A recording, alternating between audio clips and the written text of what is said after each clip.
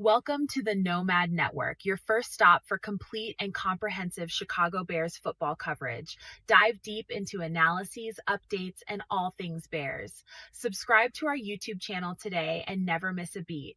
Thank you in advance for your support. We promise to bring you the best because together we're unstoppable. Go Bears!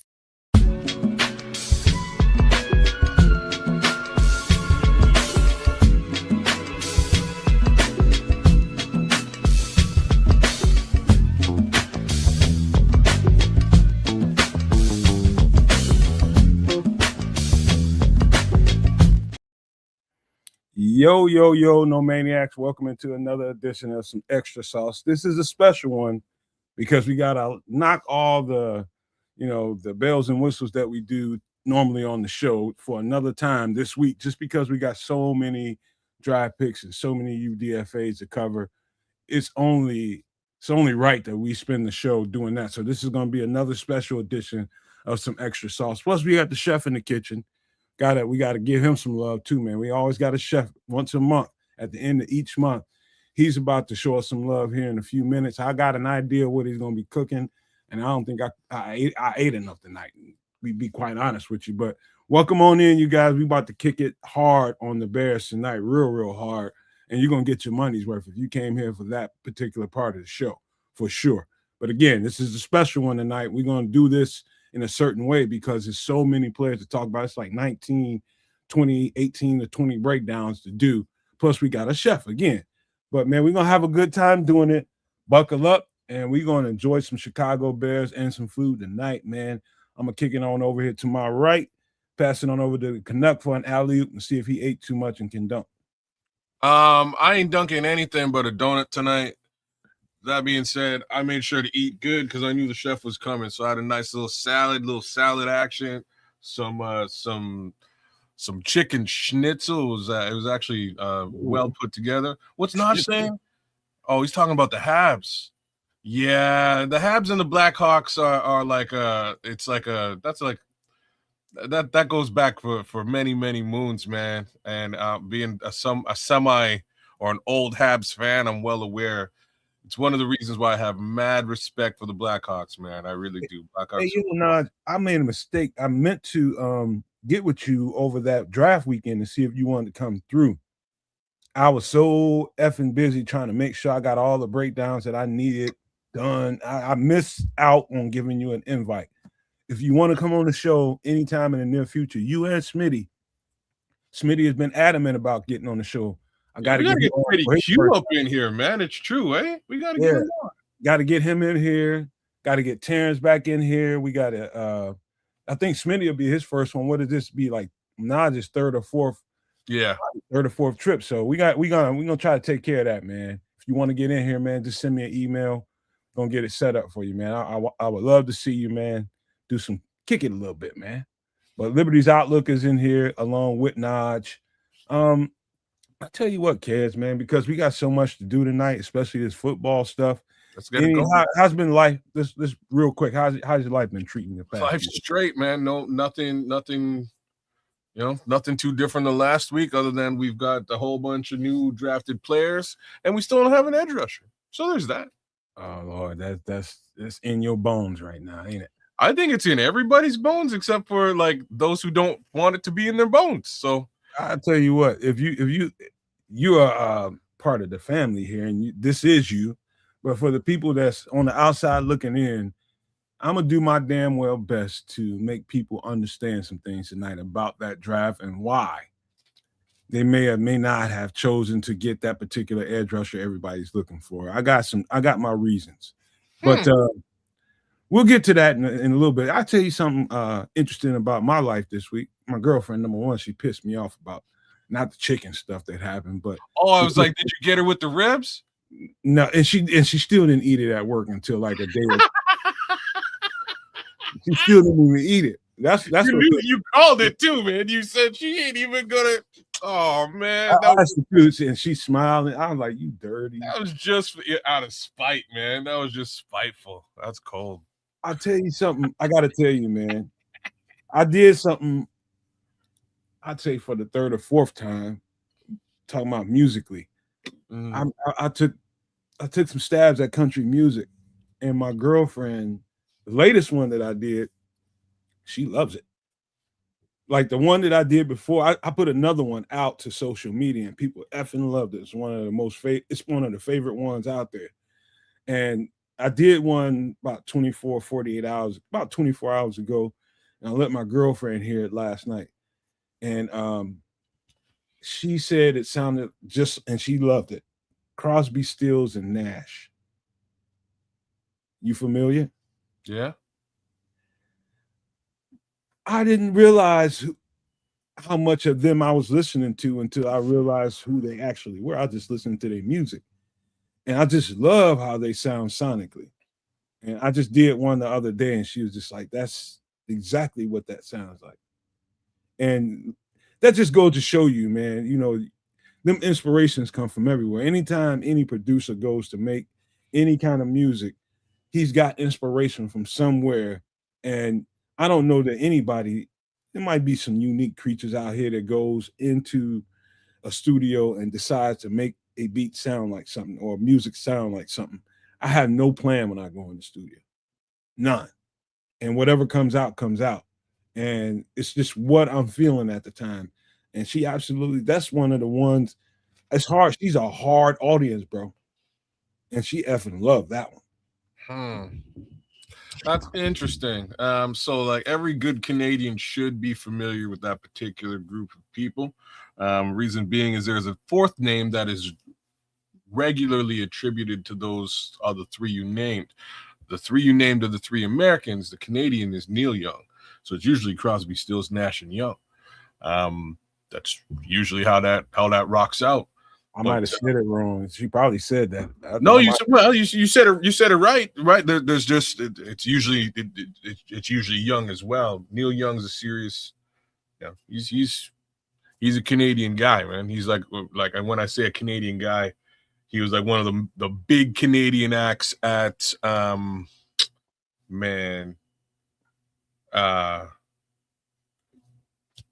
am I blanking out? The original big music festival with about Lollapalooza. No, that's the name that I have in my head. It's not Lollapalooza. It's Woodstock. There we go. Thank you. Woodstock with Jimi Hendrix. Like him and Jimmy rocked out, and he like spread a lot of the legend of Jimi Hendrix just by word of mouth when he was doing stuff. Like, yo, you got to check out this guy. He's crazy. And this is Neil Young. Did a couple of tracks with Jimmy in time. He's a big Canadian guy. Keep on rocking in the free world is Neil Young. I got to speed it up a little bit because I know the chef is waiting to get going, man. I don't know what it is about acoustic guitar and white people, but they absolutely love acoustic guitar. You know what? So you started talking about ballads last week, and I was clowning you, and then I got in my car, and a song came on, and it blew my mind. It was this ballad, and it's 1,000,000,000% acoustic. You know what I'm saying? Like acoustic guitar and shit. I was like, oh man, you listen to Tracy Chapman, motherfucker. It might as well have been. I will say it's much whiter than Tracy Chapman's ever been. But the cat could sing, man. So I was just listening to the song. It reminded me of a couple people. So I was like, let me check out some of this stuff. And I've been listening to this guy all week, singing up and down my crib, and my wife looking at me like, what happened to you? You know what I mean? Like, Nomad. You know what I'm saying? What happened to you, man? But anyways, I guess it all kind of lines up. So now, strangely, I kind of want to hear your country track too, because go figure. Anyway, I got a nice little list of them now. I got several. All right. But yeah, man, let's point me at that country track and the ballad, and let me listen to them both. We'll see. Country, soft rock, hard rock, I can do it all, man. All right. Like I said, let me see what it looks like. I'll be the judge. Let's get the chef all trimmed and lined up, kids. Oh, who? Chef. Trips. Chef Trips. Chef Trips. Chef Trips. A motherfucker in the kitchen. And it will be beautiful. It sure will. And here's our guy right now. What it do, Chef? What up, Chef? Hello. Can you see me? Can you hear me? We got you. Welcome to the kitchen of Chef Trips. I am your owner and proprietor, Chef Trips, or as you know me and love me as, on some extra sauce, a MFer in the kitchen. For tonight's live cooking recipe, we will be making a chili mac and cheese, and it will include 2 different meats of the ground turkey and ground Italian sausage.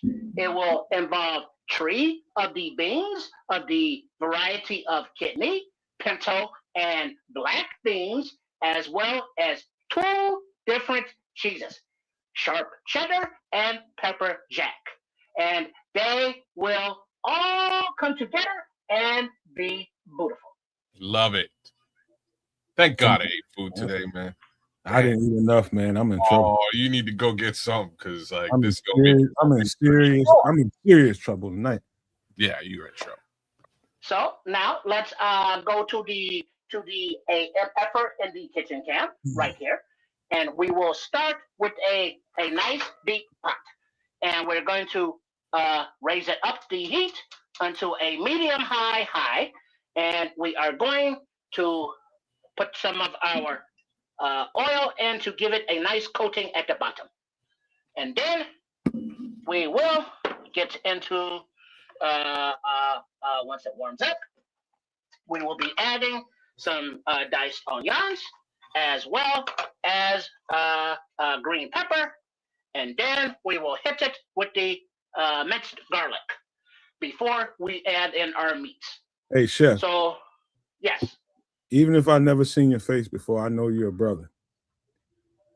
Just by the way that pan look. This pan right here? Yeah, I know you're a brother. And how can you tell that? Brothers, sisters, the only one with pans like this. Well, these are beautiful because they have nice heavy tops that club is the name it says here. But it is nice and heavy. But the downside is the handles here are very minimal. So when you are moving or stirring it around, you have to have a oven mitt on so you do not burn yourself, because you do not want to be stirring around and breaking up meat or anything like that, because it will slide off of the burner. I know they will survive a nuclear disaster. I know that.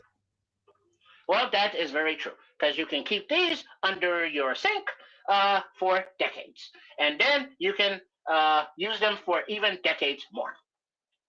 So now we will introduce some of our onions, because some we will leave over as a topping. You can also top with the green onions, but we ain't doing all of that. So we throw those in there, and then we put all those in there. All those over there. Getting out of the way. That's how you do it. Excuse me? I said you're getting an A+ so far. That's always a good start. Oh, thank you very much. Then we get a little coating of the oil all over them so they can start to break down a little bit right there. Then we will get these off with a little bit of the pepper of the black variety. There we go. And a little bit of the natural sea salt. Not too much, because we have other ingredients that will also contain salt and sodium. So I do not like to have a lot of salts and sodium throughout the dish as they will all come together. That's right, Levante. Caramelizing them damn vegetables, man. Got to do it. You ain't doing it right unless you do this part. Because that caramelization unlocks that interior sweetness, and it just changes that flavor profile. And then once the vegetables are within the chili mac, they will break down even more and become nice and soft and juicy and flavorful. Ramen-Narski's got a taste. Super No Maniac Ramen-Narski's got a taste for lime, meat, and cheese.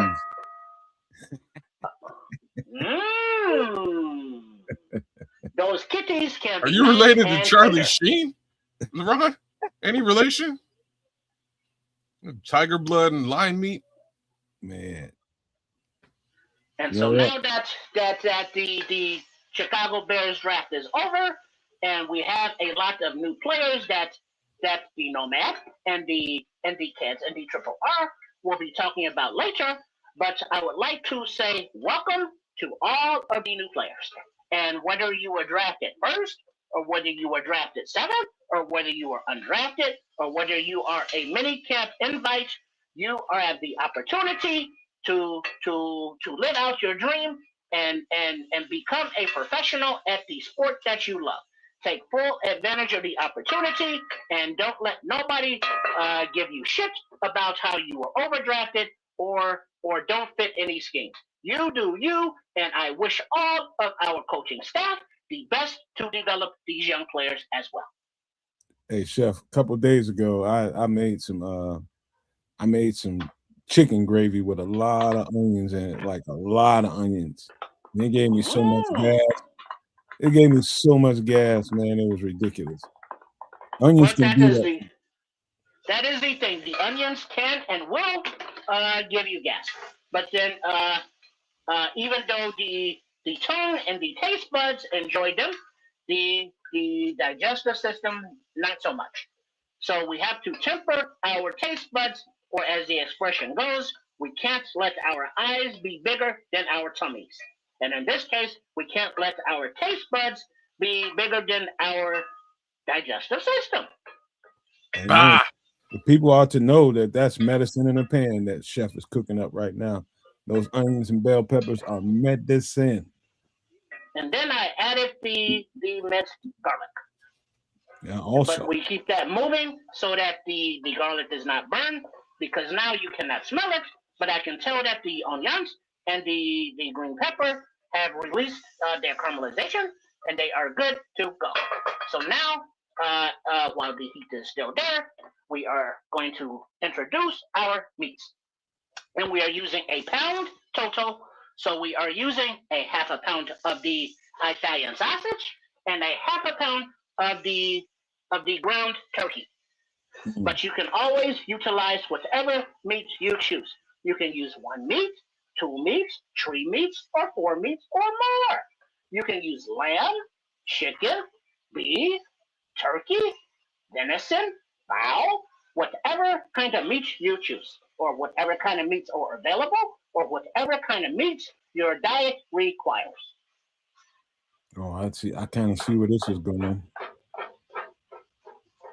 Oh, and boy. then as the vegetables continue to caramelize, we break up the meat into pieces as we go. And that's why you make sure that you have a silicone type glove to hold the pan, because if you're using any kind of a cloth glove, the heat would catch on fire from the burner underneath.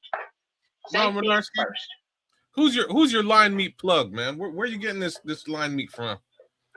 There's some dude that hangs out by the subway on the low end, and he said his name is Berg of Doneness or something like that. And he has a hookup for the little kitties that are fresh and tender and always envious of everybody else. Roar, if you hear me. They are for sure our #1 nemesis in the NFC North.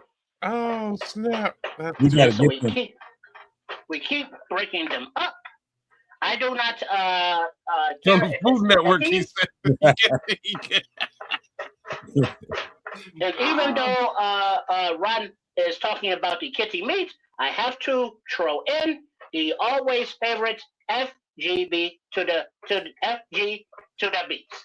Well, we're putting some cheese in here anyway, so we'll get you grating. You know what I mean? I am not personally a fan of the grating of the cheese because many times, but the Slice grating, yourself I up. have grated too much off of my skin. So I'm more of a dice up kind of guy, even though when you grate it and have the shredded, it gets a little more stringy. But when you are using the processed cheese as well, it does not really matter too much.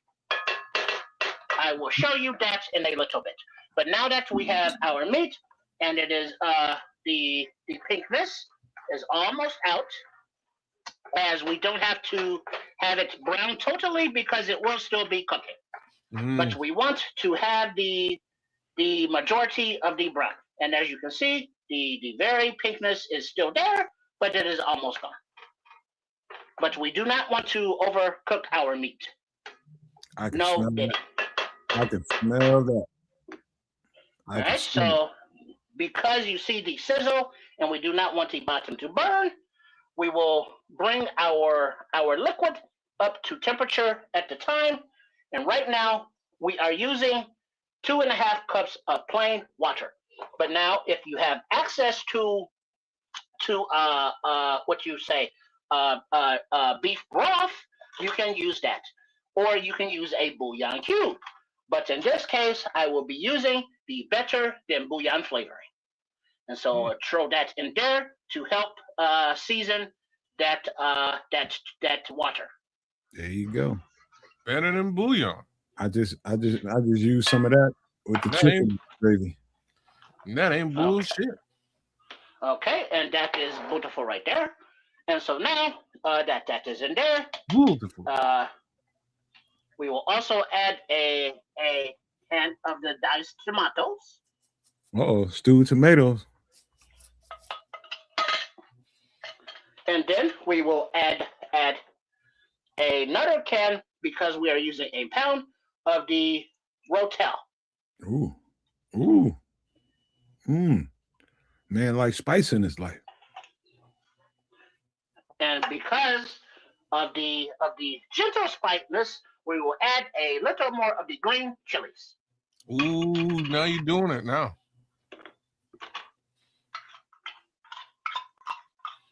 Those in there like that. Yeah, Lamonte's with it. Okay, now we put those over there. Very clean as we go. We throw those out of the way over there. Okay, now we give it a little stir. Hey chef, I heard there's a national callback on sardines. I was not aware, but you can never tell because the beef, I heard something about it was either chicken or something recently that we're recalling because of safety issues. Well, I was just kidding. I just don't want you to put sardines in here. Oh, well, no. But on the serious tip, there was a safety recall because of some food was bad. But I did not have the food in my kitchen, so I did not really pay too much attention. But now that the liquids are in here, we will add more seasoning. Now, I will do the chili powder about a little bit of there. This is a half of a teaspoon, as you say. So we use 2 of those together. But now remember that if you do not have the chili powder of the spice itself, you can use a half a teaspoon of the cayenne pepper, 2 teaspoons of paprika, 2 teaspoons of cumin, 1.5 teaspoons of the onion powder, 1.5 teaspoons of the garlic powder, 1 teaspoon of oregano, and black pepper and salt, and that will be the same thing as chili powder. So that is in there. We will add our red beans. Ooh. Those in there like that. And then we will add our pinto beans. And they're like that. Over there. And then we will finally, for the beans, add our black beans. Farting going on tonight, boy. Oh, he's giving it all the triple treatment, man. That's all three. There has to be a taste, flavor, variety. I That's what agree. you get from this MFer right here in this kitchen. Chili. All of those in there. Then we got those in there like that. I haven't made near enough chili this year. I hit it up at Super Bowl for sure. I made one. Let's give it another stir. Look a lot like this, to be frank with you. With some And scotch. then make sure you You know I had some scotch in it. To make sure that there is no burning or sticking on the bottom. So that's why you have to make sure to hold the pot as you give it a good slide across.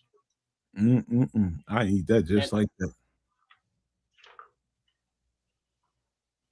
Okay, and the soupiness is good as it will be absorbed by the pastas, and you want a little soupiness as well in your chili.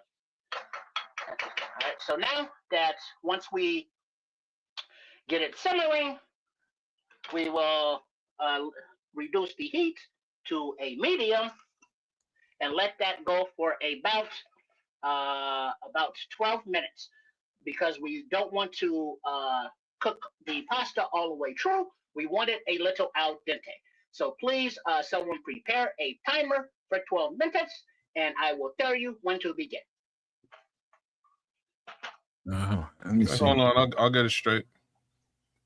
All right, so now that we have the majority of our ingredients, and we give it a nice stir, and now we want it all to come up to temperature at the same time, so all of the flavors get to marry and know each other and have coitus.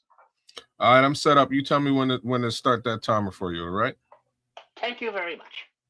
Then a little more pepper right there.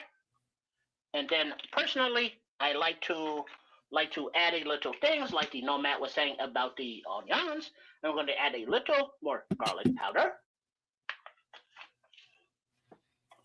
And then also a little bit of more, or a little bit actually, of the onion powder. Onion. Can't go wrong. Can't go wrong. Give that a mix in there. You ever heard, Chef, you ever heard anybody tell you that you got a little too much onion or a little too much garlic in your food? That's blasphemy. He must have been a vampire. No, I have not. That's crazy. Must have been a vampire. I don't know how you can do it. Yes, I have not met vampires, but I have met a few succubuses. Now that is in there, and the simmer is coming up, our final portion right now. This is about 8 ounces of the elbow macaronis. And so we throw those in there. And so we mix those down. And now all of this beautiful juice will go in all of these elbows. And as they rehydrate, all of the flavor will rehydrate within the macaronis. Question, Chef. Yes. How long would it take the chef to do away with a pot this size of this?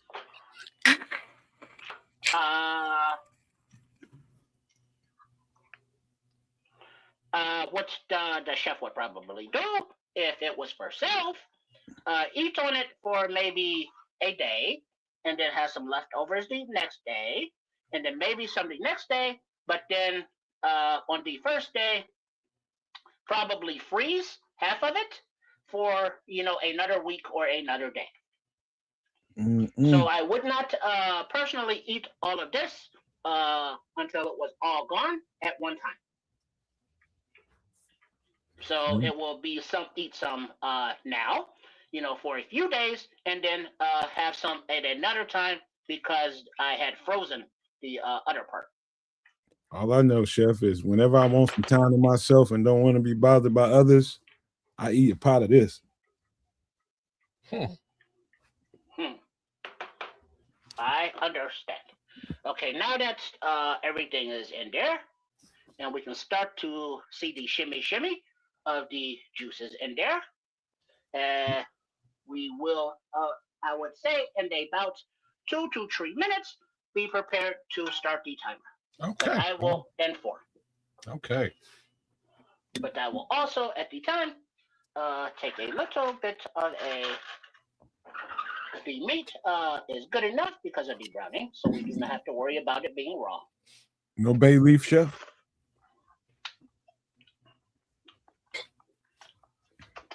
It is missing something.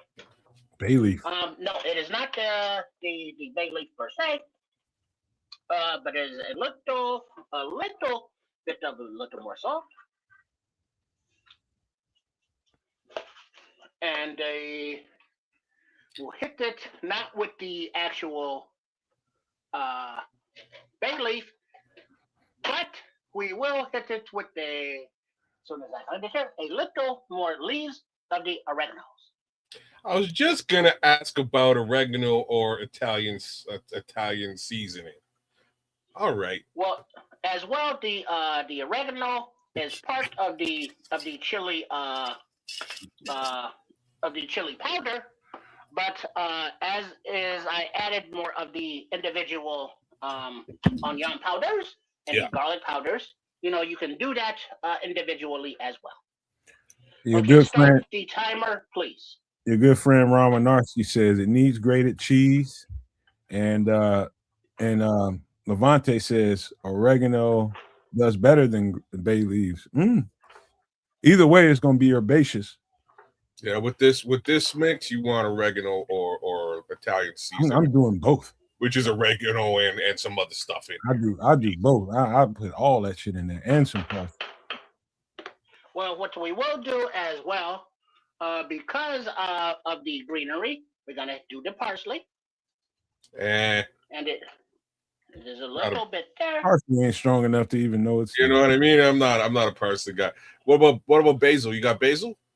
Basil, definitely. And then that was the next thing I was reaching for was the basil. Yeah, basil's good stuff, man. Now basil, you taste. Yeah, you do. Parsley, not really. No. Parsley's like garnish. Yep. Let me put those up there. Get that out of the way there. And then we need this over here. And then that there. Oh, yeah. Mix that in there. A little more S&P. Well, not right now. We will give that in a moment. We will let the flavors come together a little bit.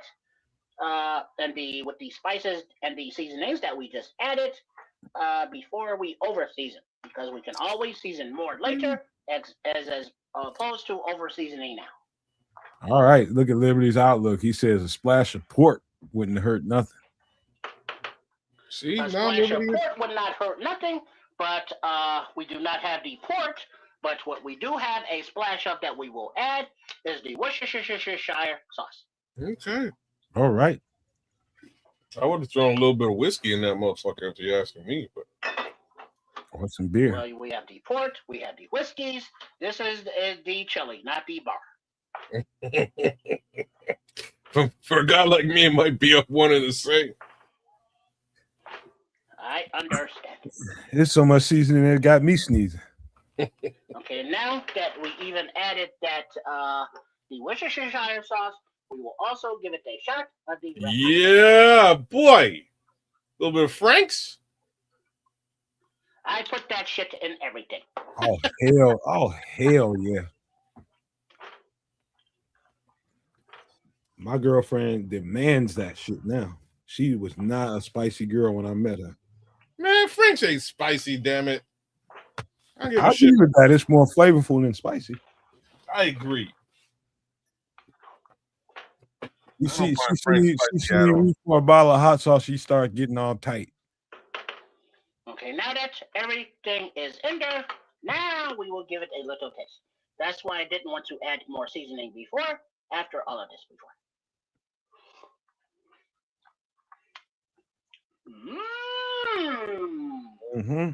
There it goes. That is coming along nicely. So what we will do, we'll now put the top on and let that come together as the clock ticks, and you can come to up here. I'm up here. Now, I'm up here. Be right back, gentlemen. I gotta go pay a water bill real quick. There I am. Now, as the macaronis rehydrate and absorb the juices from the two meats and the three beans and all of the other flavors and seasonings, and the tomato juice as well. And they hydrate together with all of those flavors. And when the timer goes off, we will introduce our cheese. And we are using two different cheeses. We are using the sharp cheddar and the pepper jacks. So I did not shred it. I diced it. Tomato, potato, potatoes, whatever. We all call the whole thing cheesy. And so we will put a little cheese in. When the timer goes off, we will mix it in, and then we will give that a few minutes, and then we will turn the heat off, and then we will put more cheese on the top, and then put the top back on. Now, also, I did mention that some of the toppings that you can put on top of your chili macaroni and cheese when it's done are some raw onions or green onions. You will top it off with a little bit of ground corianders, and also you can utilize corn chips, but I will be using some of the Sun mini chips. You can put those either in the bottom of the bowl or around the top of the bowl for the little crunch. But you don't want to really put it into the pot with the whole thing because they will get soggy and mushy. And they do not last well, like if you freeze a portion or if you even have leftovers. They will be flavorful and they will have absorbed the sauce and juices as well as their own flavors, but it just does not the same.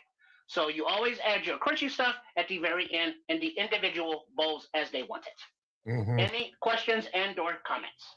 No, well, comments. It'll just become soggy if you do it any other way. So I'm 1,000,000,000% with you. I'd never seen I never seen mini sun chips before. That's kind of cool. I thought that was Pringles. No. Yeah, it seems as though their marketing department possibly came up with new packaging to compete in the Pringles market. And they are sun chips, but they are the minis. So that could be a new angle because they stood out because they were not in the bag. So that is points for their marketing and advertising department for the packaging. Okay, cool. Yeah, never seen that before. That's news to me. The chef just got me into a cycle, just inadvertently. I got a problem with Pringles, man. Like, what? I open up a can of them and won't be nothing left but dust. It is hard because the potato chips, the sour cream and onion, the dill, the barbecue, them barbecue ones are fire though. Yeah, I love the sour cream and onion, but the barbecue, man. Yo, I haven't had a fucking Pringle in gotta be 3 years. Mess with those sour cream, onion, and bacon, and you'll be like a fiend. Oh, we don't have those ones here. Oh God, those are mad. Sour cream and bacon. Sour cream, onion, and it's sour cream, onion, bacon. I think. What? And then they have a cheddar bacon. And cheddar. That's it. Sour cream, cheddar, bacon. Sour cream, onion, cheddar, bacon. Oh yeah. You'll be a. I'm telling you, a fiend after that. Oh. I'm scared the of flavor combinations. None of them are let's say real food, or none of them are good for you, but they taste very good. Man, Pringles are dope, man. I love me some Pringles, but it's been a long time, man. I haven't had Pringles in a very long time. Like my chip intake has really hit the skids, man. I truly have to say that. You know what, That Kev? is That's very good. good discipline. Yeah, That's good for you, man. bro. That's Trust it. me. But there are other recipes that I hope to get to, maybe not live, but how you can prepare your own potato chips at home, either not in the grease, but actually in the oven. And you can make your own flavorings from the natural ingredients you have. And then you powder them down, and then you cover them over, and you make your own homemade potato chips. But So now we that's can go back. While you talk, we go you want back to switch to it? the food. Yes, please, so we can check on our dish. Boom. And then you can continue with your comment. Thank you Yeah, very man. much. I've been doing something like what you just suggested, Cavendish. I don't know if y'all got Cavendish fries in the US. I can only assume you do, but they make like a chip that you can fry yourself, and they're dope, man. They're super good.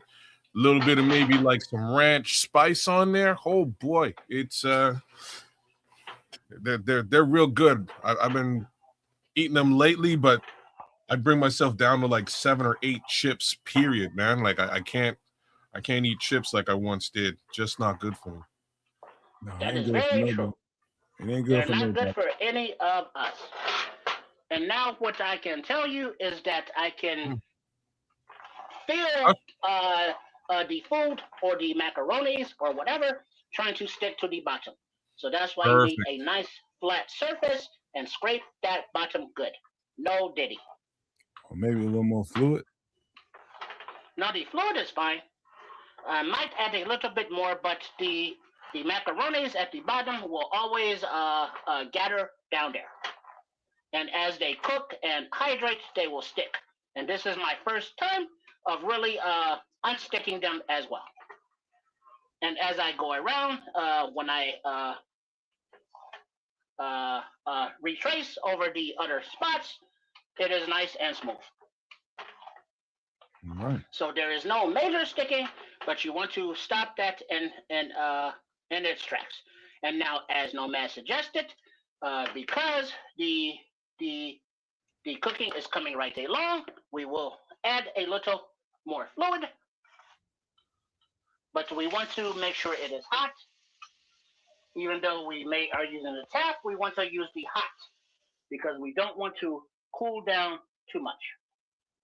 It will cool down a little bit, but not too much. And just a little bit at a time, just to keep it very fluid. Every time I add water to a dish like this, I salt and pepper again. And maybe garlic and onion again. You know? Well, give it I don't think he has to, because I mean, he didn't put that much in there. No, he didn't put too much in there. It didn't really raise it. But I like he'll give it a that's the taste. thing with all of the other ingredients. Yeah, give it a taste. And the Franks.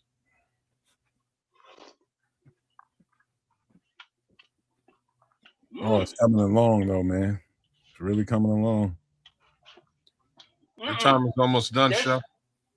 This does not need any more. Okay. This is any more would be too much. 10, 9, 8, 7, 6, 5, 4, 3, 2, 1. Damn. Thank you very much. Now at this time, I will be turning the heat off. And then also don't forget a dollop of sour cream in the topping. So now the previously cheese that I diced up earlier. We have our cheddar, and then in the same dish at the bottom there we have our pepper jack, and then we will do half at this time right here. Levante's talking about Levante's giving. He said whatever's broth was put in there goes in place of the water. I'm not sure I'm familiar with whatever's broth. He's just being he's saying whatever broth you use. Oh, right? okay. If that's what he's saying, then okay. I thought it was a brand. No. I don't think if it maybe it is, but I never heard of that. Well, no, it's like whatever broth you use. Yeah. In place of the water. But if you use the water, you use the better than bouillon or bouillon seasoning, or you just season it a little bit heavier because you are replacing those flavors. Only broth I wouldn't put in here is maybe a seafood broth, and I wouldn't be scared to do it, but that's the last one I would go for. Mm-hmm. Okay, now that we have that part of the cheese in there all mixed in, we will put the rest of the cheese on the top. And then we will just leave that there. This ends up to be about 2 cups or so. It's coming right along. Then we spread that around there. And then the aforementioned top it with a little splash of the ground coriander. Okay. I got you, Levante. No cumin in this motherfucker? The cumin is right here. And that is a good idea as well. And we will give that what did I do, Michael? Put a lid on that thing and it's over with. Oh, that's what I was doing, but I got distracted looking for the cumin. My bad. It was right there a minute ago. I just had it. But yes, now we put the lid on and we let the cheese melt down, and we let the absorption of the sauce of the juice continue. And if you want to add any more of the make it more watery for more juice, you can always add more of the water. So there's a little cumin on top there. All right, so now as those are there, we leave that there. The heat is off. Anti-glint fry. And then we close that up there. And then now, as we are almost prepared to eat, it does not take you long to prepare this dish in your own kitchen. And it does not take many different ingredients to customize it to your taste and or your dietary requirements or restrictions. So think about doing something like this to jazz up the dinner and your family. Yeah, so as we have everything paid out, are there any questions and or comments? Well, the comments are there. What up, FFG? Yeah, they just going along with it. They liking what they seeing. I can tell. They're loving it. Very, very good. This is Now, gonna be good. as we just leave that there, see that pot is hot. Ooh, don't forget your glove. Safety first. And then the other side, make sure that's on their level. Well, you got it Right. at about mid heat. No, the heat is off. Oh, okay. The heat is off. Let the temperature of the food melt the cheese. Yes, that's what happens there. And so while that is happening now, we will switch out for our presentation. And so the rest of the macaronis, they will absorb that heat as will the cheese will melt. And so this allows you to have even more juice if you want, if you will, or less. But we always want to make sure not to overcook the macaronis, as they will be soggy and mushy. And nobody likes soggy and mushy macaronis. That's right. Except people that like soggy and mushy macaroni. Yeah, I don't complain. But that is true. All right, so now that is pretty much set up there, and so the hot iron is back off of there, we can put that over here. And so now, we could let the top stay on longer, but we all have things to do, so let's kick this puppy. Not that I would kick a puppy. You got to turn that. That's the only way it's going to get or turn it back on. Oh, no, this is fine, because I can tell from the meltage of the cheese and the dices that it is fine. And you just push that down in there a little bit because the heat is still conducting throughout. So we don't want to overcook it, and we don't want to dry it out. So we just do that like that, and then, ooh, yeah. See how it is all melty? And give it a little raise all the way around. Look good, chef. Got you a goulash. Yeah, man. Now, like I said before, if you want more juicy, you can have yours this way. But this way, you can still eat it with a spoon, but it is still too inconsistent to eat with a fork. But it could be more inconsistent if you prefer. So now that we see that cheese is nice and melty. So, like, what do Vikings what do Vikings eat, Ron? People. Okay. Purple people eater. That Right. So now that we know that ruins the whole analogy. That there. Or actually, we don't need this one. We will use this one instead. Right there. Yeah, that'd be better. And then our platform for the money shot.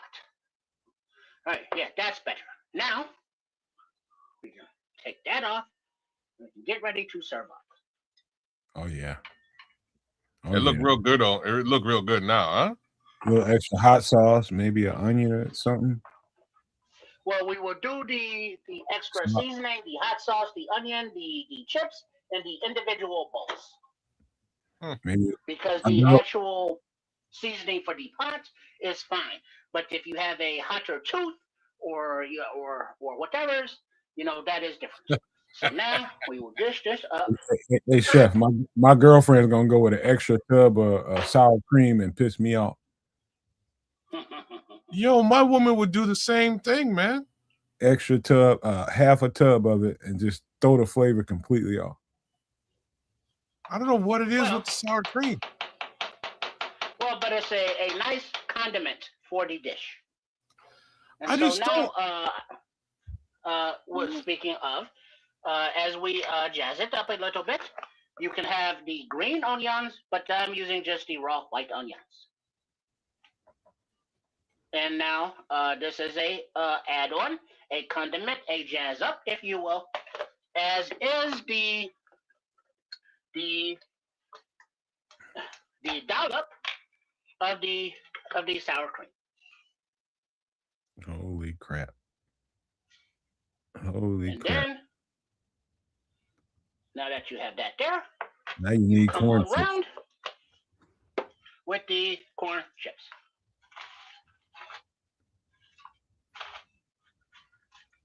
Come around the side there, and if you have the extra sauce, it would absorb in the chips. But if you have it here, it will keep that nice little crunch. If you have what? If you have more juice. You're supposed to say if you have the extra sauce. That's the name of the show. You did it the right way the first time. I just wanted you to do it again. Hey, well, if you have some extra sauce. I see what you did there. There you go. So now that we have this here, yes. If there's an office chair anywhere around you that you sit in after this, put it on the alley. Come tomorrow morning. Burn that motherfucker. Yes, this is a definitely dish that you may want to light some incense with if you are eating.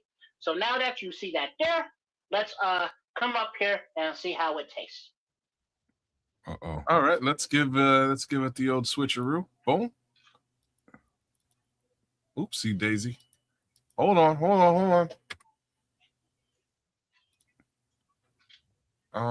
Boom, and then boom. There he is. Okay, now we will take a nice taste of the hotness. Oh boy. Oh yeah. Oh yeah. My. I got the volume down. I can still hear that crunch.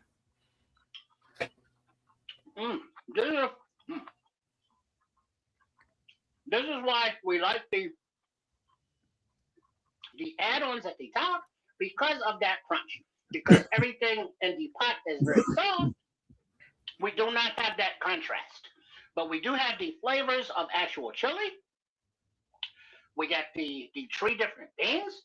And then my first bite was a nice piece of the Italian sausage. And then the ground turkey's in there. And then we will also get another crunch with the raw onions.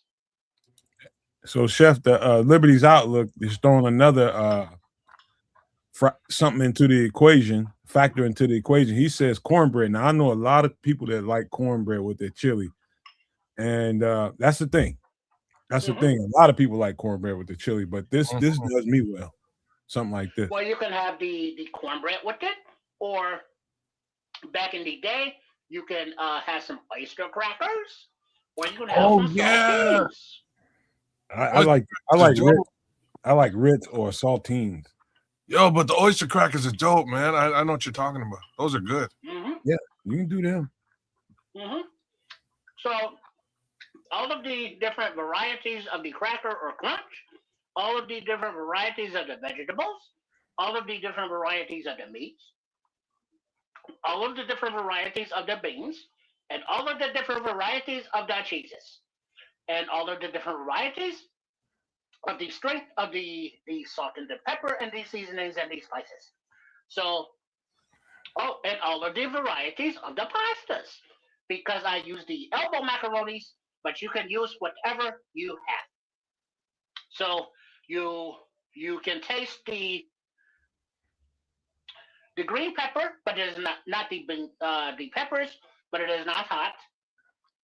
The Frank's hot sauce does not add heat, but it adds a little kick.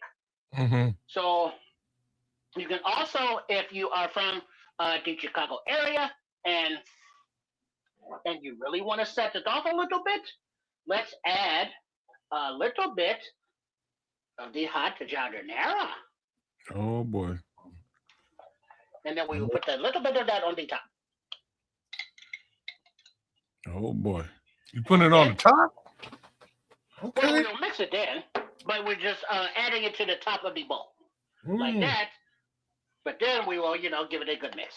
Give it a next level little bite. Yeah. I'll give it a good kick. And then, that will indeed.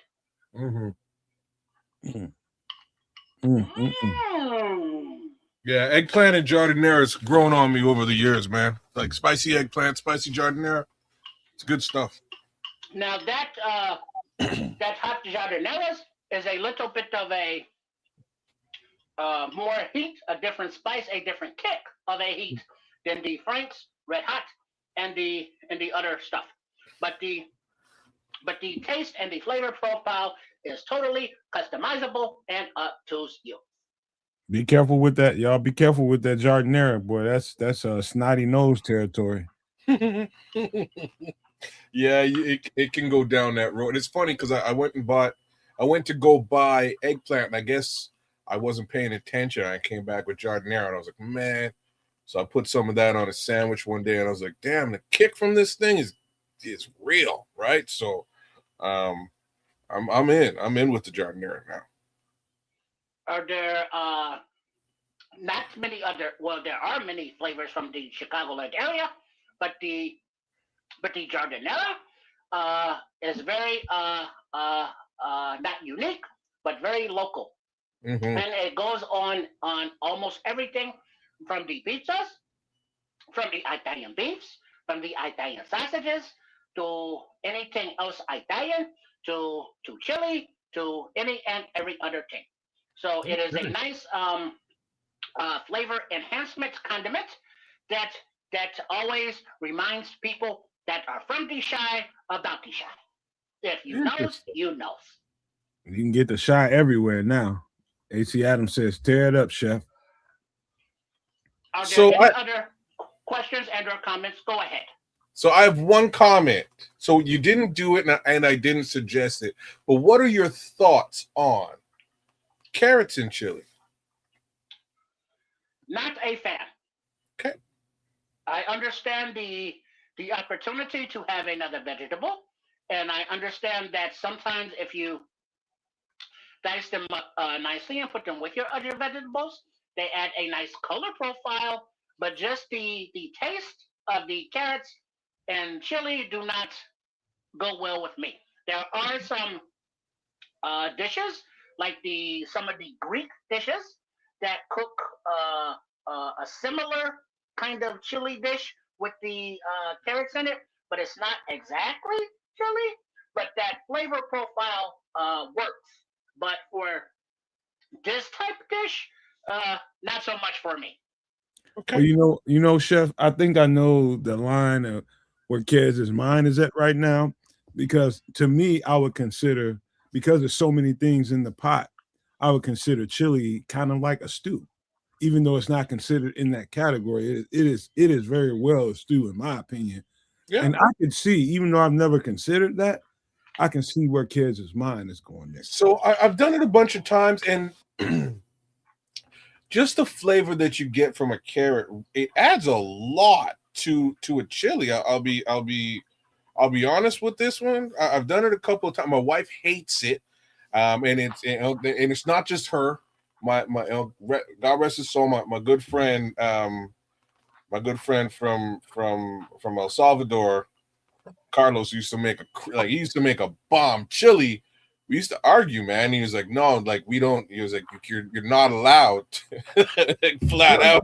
You're not permitted to put any carrots in chili. You can't." But there's a chili standard, and that's nowhere in the pantheon. It's not a part. It is not. And he was very adamant about this. I was like, you know what? You're from the region. I will let you dictate what chili's about while you're in my house, but when you're out of my house, I'm gonna put fucking carrots in my chili. You know what I mean?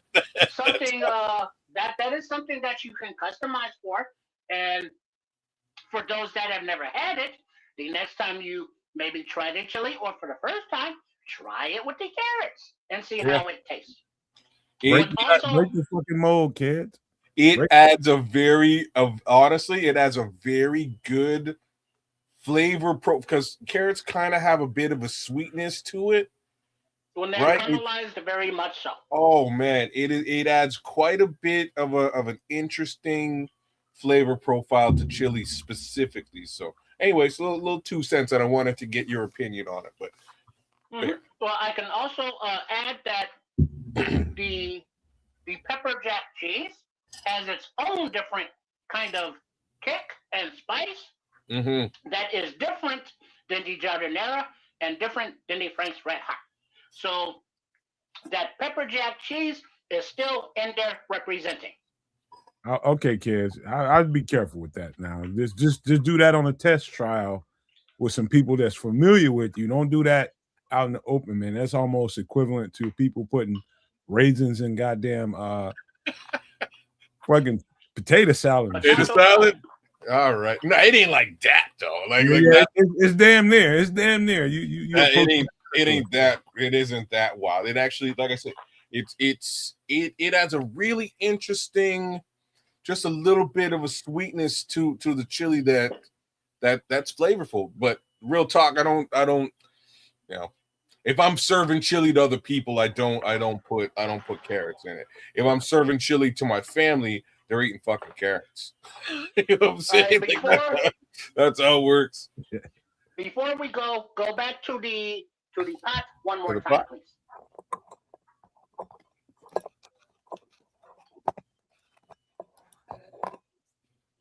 And because now you see that settled down quite a bit. Once it has settled and solidified, it absorbs the rest of the liquid.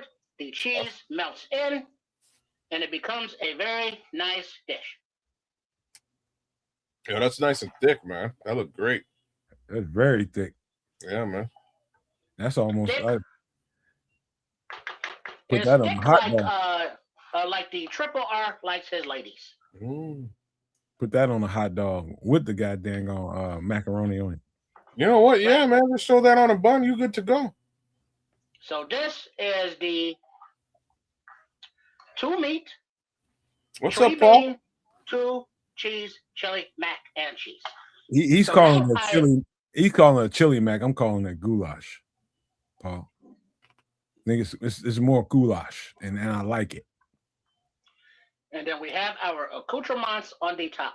So there are not hundreds, but several dozen different flavors all in here together. And so now, while this is delicious, the leftovers of this will be even more delicious because it gives the opportunity for all of the flavors to meld even more. I love the chef being human, man. He's not putting onions in a bowl of Wheaties no more. He's doing regular people food. That's everyday food right there. You want to feed your family, you want to get everybody full and go to bed and have a good night's sleep, put this on the pot. Because as Nomad mentioned, we can come back up here, please. Switch it up, kid. Sorry. Because as Nomad mentioned, the things in the world are very crazy right now, and a lot of the foods are very expensive, and a lot of them are getting even more expensive. Because example, in this dish right here, I used the ground turkey, and I think it was more $3 to $4 or $5 a pound versus the ground beef, which is more like $12 a pound. Oh, wow. So substitute where you can, not only according to your taste buds or your dietary restrictions and or requirements, but according to your budget. And as things get more and more expensive, you want to utilize the foods that are inexpensive, but you want to make them interesting. You want to make them good. You want to make them tasty. You want to make them enjoyable, and you want to make them filling so that the kitchen budget, the food budget for you and your family can stretch longer, and you can eat healthier kind of foods that taste good and that have a little variety and will keep you full. And the varieties can be for the individual member, whether you like sour cream or you don't. Whether you get corn chips or you can get different flavors of the corn chips or the sun chips or whatever kind of chips you use, and that gives it a different profile the next time you eat it. So the leftovers are the same, but they are also different. Green onions as opposed to regular dice. Utilize the carrots. So whatever way that you need to make it stretch or make it a little bit different, don't be afraid to try it a little bit. You may have a recipe, but that is only a rough outline type guideline. It is not like a law written in stone. So utilize what you have available, and what you can afford to make the taste the best way you can. Amen to that. Very well done, chef. Very. How much you think it costs to put that together? Well, let's go through it real fast. The Italian sausage, let's just call it $5, and that was for a pound, but I only used a half a pound of that. And then the ground turkey, let's call that $4, but I only used half of that. So those two, and then elbow macaronis. Was it 8 ounces? About that. And then the can of diced tomatoes, a can of rotel, a can of the green chilies, about that much of the block of pepper jack cheese, so a few dollars. About that much of a block of cheddar cheese, so a few dollars. And then the rest, the chips were $2.50. The onion, which you get in a bag, of a few pounds, so however much an onion is. And then the kitchen and pantry staples of the salt, the cumin, and the Italian seasoning, and the oregano, and all of those things, as well as a few splashes of the Frank Worcestershire, and all of those things. So, and the giardiniera. So those accoutrements, you do not get at one time, but you have them in your pantry, and they last over time. So of the main ingredients of the dish and the sour cream, which was like $2 or $3 per tub. So I'm not keeping track, but those are pretty much all of the ingredients. So I who think was you're ever close to adding that about. up?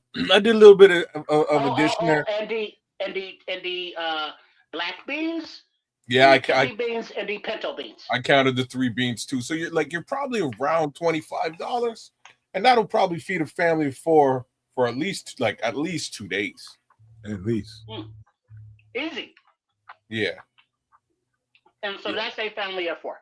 So if you are an individual, as I mentioned earlier, you make this pot, and then you, before you put away the leftovers, you put half of them as leftovers, and then you freeze the other half for another day, another week, another month. When you don't want to cook, don't have to cook. So that cost is also deferred into the future for other meals. I'm eating on that, and I'm stanking for 4 days. Well,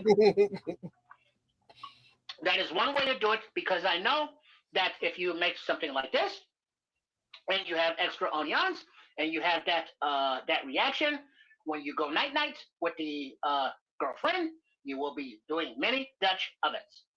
Mm-hmm. So are there any other questions and or comments before I get out of here and transfer it, the controls back over to the studio where the Triple R is, so you all can continue the Some Extra Sauce show.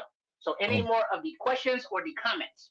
I got a comment. One last comment. I'm gonna do that for 4 days, and I'm gonna accept the couch for all 4 days. I don't even think the cat will let you out there. Nah, she don't want to even be in the house. Paul Rodriguez is like, Sun Chips are top tier.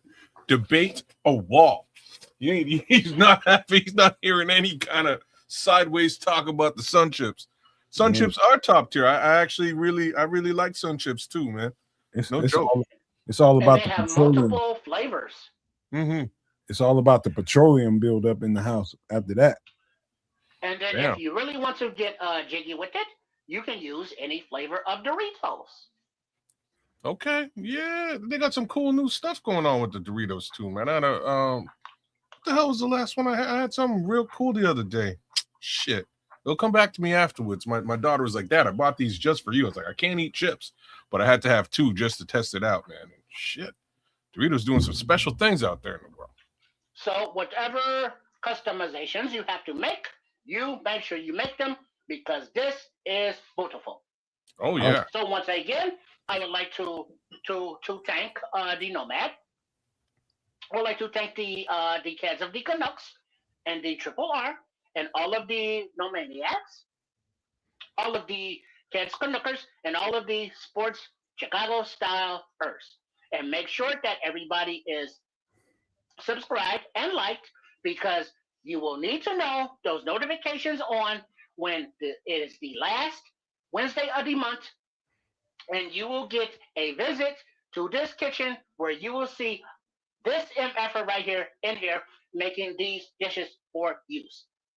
So please be sure to subscribe to my channel at Chef Trips here on the YouTubes, and look forward to seeing the video recipes. So I hope you do try this chili mac and cheese recipe with the 2 different meats, the 3 different beans, and the 2 different cheeses with the accoutrements in your own kitchen to your own specifications and dietary requirements and budget. And I hope your family enjoys it. Thanks for coming. See you next time. And there goes that chef, man. God love him. God bless him. Hey. Crushed it again. Crushed it again. That was a good one. That was a very good one. Oh, you know, talking about food, just burning a little time here. Cooking economically. Like I'm one of those people. This house is a family that we don't eat out very much at all. At freaking all. You know what I mean? When we do it, my girlfriend fights with me every time, unless it's the Asian place that she wants to go to, or the taco place she wants. And it doesn't. The Asian places, because we get so much there, she fusses about that because it's going to cost us a 60 ball every time. Oh, for the two of you, for sure. A 60 ball every single time. Mm-hmm. And I understand it now. You know what I mean? In Canada, that's a cool hundo. I'm just saying, exchange rate. Yeah. Every time. Mm-hmm. And even though it's satisfying in that moment, think about what that 60 could have done or that 100 could have done. You never know, man. You never know. I'm like we eat fast food a lot. Like I won't even lie about this, but it's now, you know, it's like very specific fast food that I can get away with and stuff. You know what I mean? Like I do things a little bit differently now. No, like virtually no fast food chains anymore, like very specific stuff. But you know, we tend to pound back a couple of burgers here and there and a little bit of chicken here and there on a regular basis. But we've been starting to really eat more whole foods, you know, cook that stuff up and you know, like all week, all these last 2 weeks, all I've eaten is, you know, clean meats, whether it's salmon, chicken, or beef, a salad, and just white rice. And I feel great, bro. I haven't felt this good. I haven't felt as good as I felt over the last 3 days in months. So, you know, knock on wood. Just put that out there now. Knock on wood. I ain't trying to jinx nothing, but I feel fantastic. I've been eating well. And you know, we're trying to continue all that. Oh, you know what I did do this week? I know you asked me like what I get up to. So this week, I put on my Black Jesus outfit, and I got out back and I started doing some gardening, man. What? Yeah. Yeah. Okay. Yeah. Are you gonna take it through the season when it gets really, really hot? Well, yeah. Just let that shit wilt. It's good. No, Everybody can start a garden, but are you going to handle it through the season? So what we've come to find since the pandemic, and this is shit that I've been keeping secret because it's much easier to make fun of you because it's hilarious. But yeah, on the outside of this, why am I hilarious for doing a garden, man? Because I like to bug the shit out of you. It works really well. But in any event, I have a green thumb, man, and I didn't know this, but I got a green thumb. I've got a whole plant area now in my crib. You know, I don't just have a plant or two. I have I have like 60 plants growing, and it's you know, just something I've been doing over the course of the last little while. The wife kind of got into it. My daughter's into it now, so we're just planting. And we got like crazy aloes and stuff. Like we got a whole bunch of stuff going on here. So I figured I'd take it a little bit further and start doing like actual, you know, fruits and vegetables and stuff like that. So that's my new little foray into the wilderness. Got a little mini greenhouse thing going on. So, you know, that's what I got into this weekend. It was kind of cool. And you know what? It's so rewarding once you start doing it. That like when you start, especially when the fall starts to come, you know, late June, July, in that time frame, you know, sometimes in the August it might start popping for certain vegetables, but it's so rewarding. And the freshness, I mean, like the freshness in a few months that you get out of your garden, the antioxidants from those vegetables can carry you through the year. You know what I mean? It's like you get enough of them, and then you save enough of them, put them in the freezer, whatever it is, you freeze dry, whatever it is you do to preserve or maintain what you just grew. That's one thing, and that's going to carry you throughout a year. But for me, it goes a little bit further because I can share, I can give, I can give some people, fresh, just unadulterated fruit that I grew here at my house. That ain't gonna bother them. You can't get no better than that. Stuff that you raise yourself. So I encourage you to keep doing that and do as much as you can while you can, because it's worth it. It's worth Well, it. Right now, you can still do more. You can still plant now, or 2-3 weeks from now, a month from now. There's other things that you can plant that grow better in the next month to come. Well, that's what I'm doing. So I got a few things going on. The major impetus of all this was strawberries, man. Like, I don't know. I'm pretty sure I said it here. Unadulterated fruit. Are we talking about Jordan Love? Ouch! Oh, wow. Oh, Wendy, man, that was great. Well timed. Well played, sir. I appreciate that. I'm laughing a bit harder, man, because this reminds me of Nasty Nate from Half Baked. But anyways, that's a whole other story. What's your favorite veggie? Carrot. Outside of onions, I love onions, peppers, and carrots. Those are my three favorites. Go somewhere and get you some buckets. Yeah, and grow them in buckets. And get you some dirt. Okay, I got dirt galore already.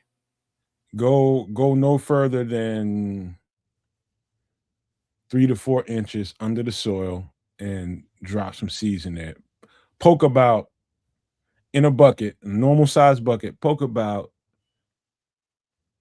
let's say, about 14 to 18 holes. Just small, good. Just take a pin, take it out there and poke that many holes in there and drop some seeds in each one of those holes. No longer than probably the middle part of your finger. And watch what happens. Go get about 8 to 10 buckets. Okay. And you're gonna have carrots. And you know what? Carrots will last quite a while, because you can use that same dirt. And over the winter, if you can find somewhere where it's cool and dry, those carrots will last a long time. Inside you just bring the bucket inside, you're saying? No, it's got critters inside of it, but you're gonna probably need some new dirt. Just go buy another bag of dirt, put them in some kind of box or something, a small box, pile them up, and pour a whole bunch of dirt over top of them, and they will last. Okay. For a long time. You can have those midwinter. What do, Trip? Your boy killed it again. Oh, unalived it. Oh, yeah, right. All right. On always a shout out to the fam of the Under the Sports Chicago Style umbrella. Mm-hmm. Our website, Sports Chicago Style. The website is there. The channel is there at Chef Trips. He's doing it. I saw what he made, and I got the munchies myself now. and now it's the regular munchies because I'm hungry. Settle down, Bishop. Settle down, FFG. Shout out to everybody. Big up Nomad, big up kids. Let's rock. Oh, right about the eggshells, man. I'm gonna have to start doing more of that. Rinse and grind up your eggshells and sprinkle in the garden to help your soil. Okay, all right. It helps your soil because eggshells are they have the ingredients in them, but they're also a food source for worms. It gives them roughage. Mm-hmm. So it helps the worms grow, and the worms are good for your garden. So, but what if you have like a raised garden? I don't know if you're gonna have worms in there. It works in any dirt, in any soil. Yeah. Okay. Yeah, but you can also, if you have the raised beds, get you some worms on in there. Okay. Introduce them to that environment and let them live there, and now you got worms. All right. I'll tell you what, man. Great episode. Give my compliments to the chef for me, Triple R. But we got to get to some, and I'm feeling like right about now, I probably need to do a little less talking on these first guys, and we're gonna go through the entire draft class not fast, but we're gonna do the best we can to cover them all. We'll start right there at the top. This guy right here, and I know you guys have, you guys already got eyes on him, but after further review, what's your thoughts about Dillon thieneman? And to me, the draft steal that we got. What do you guys think? Start with you, kids, and go from there. Easily an A+ draft. A+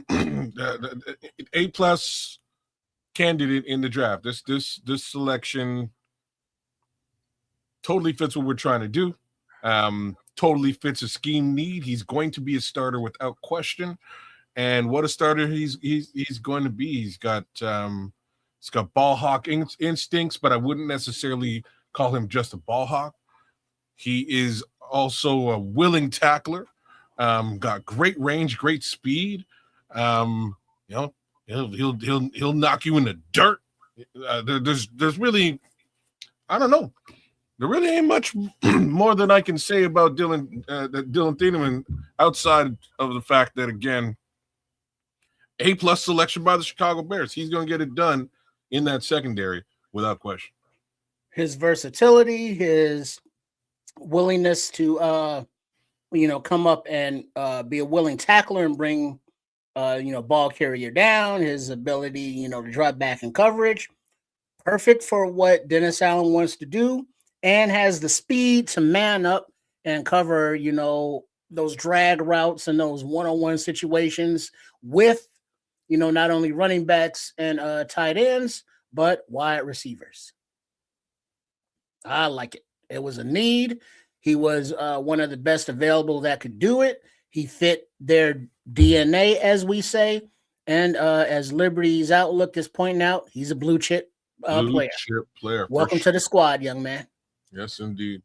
If you want to go and really get some credentials about what we do over here on the Nomad Network and talking about what the channel has done throughout the entire offseason, identifying some of these guys, one of the very first draft shows that we did, one of the very first players we broke down was this guy right here.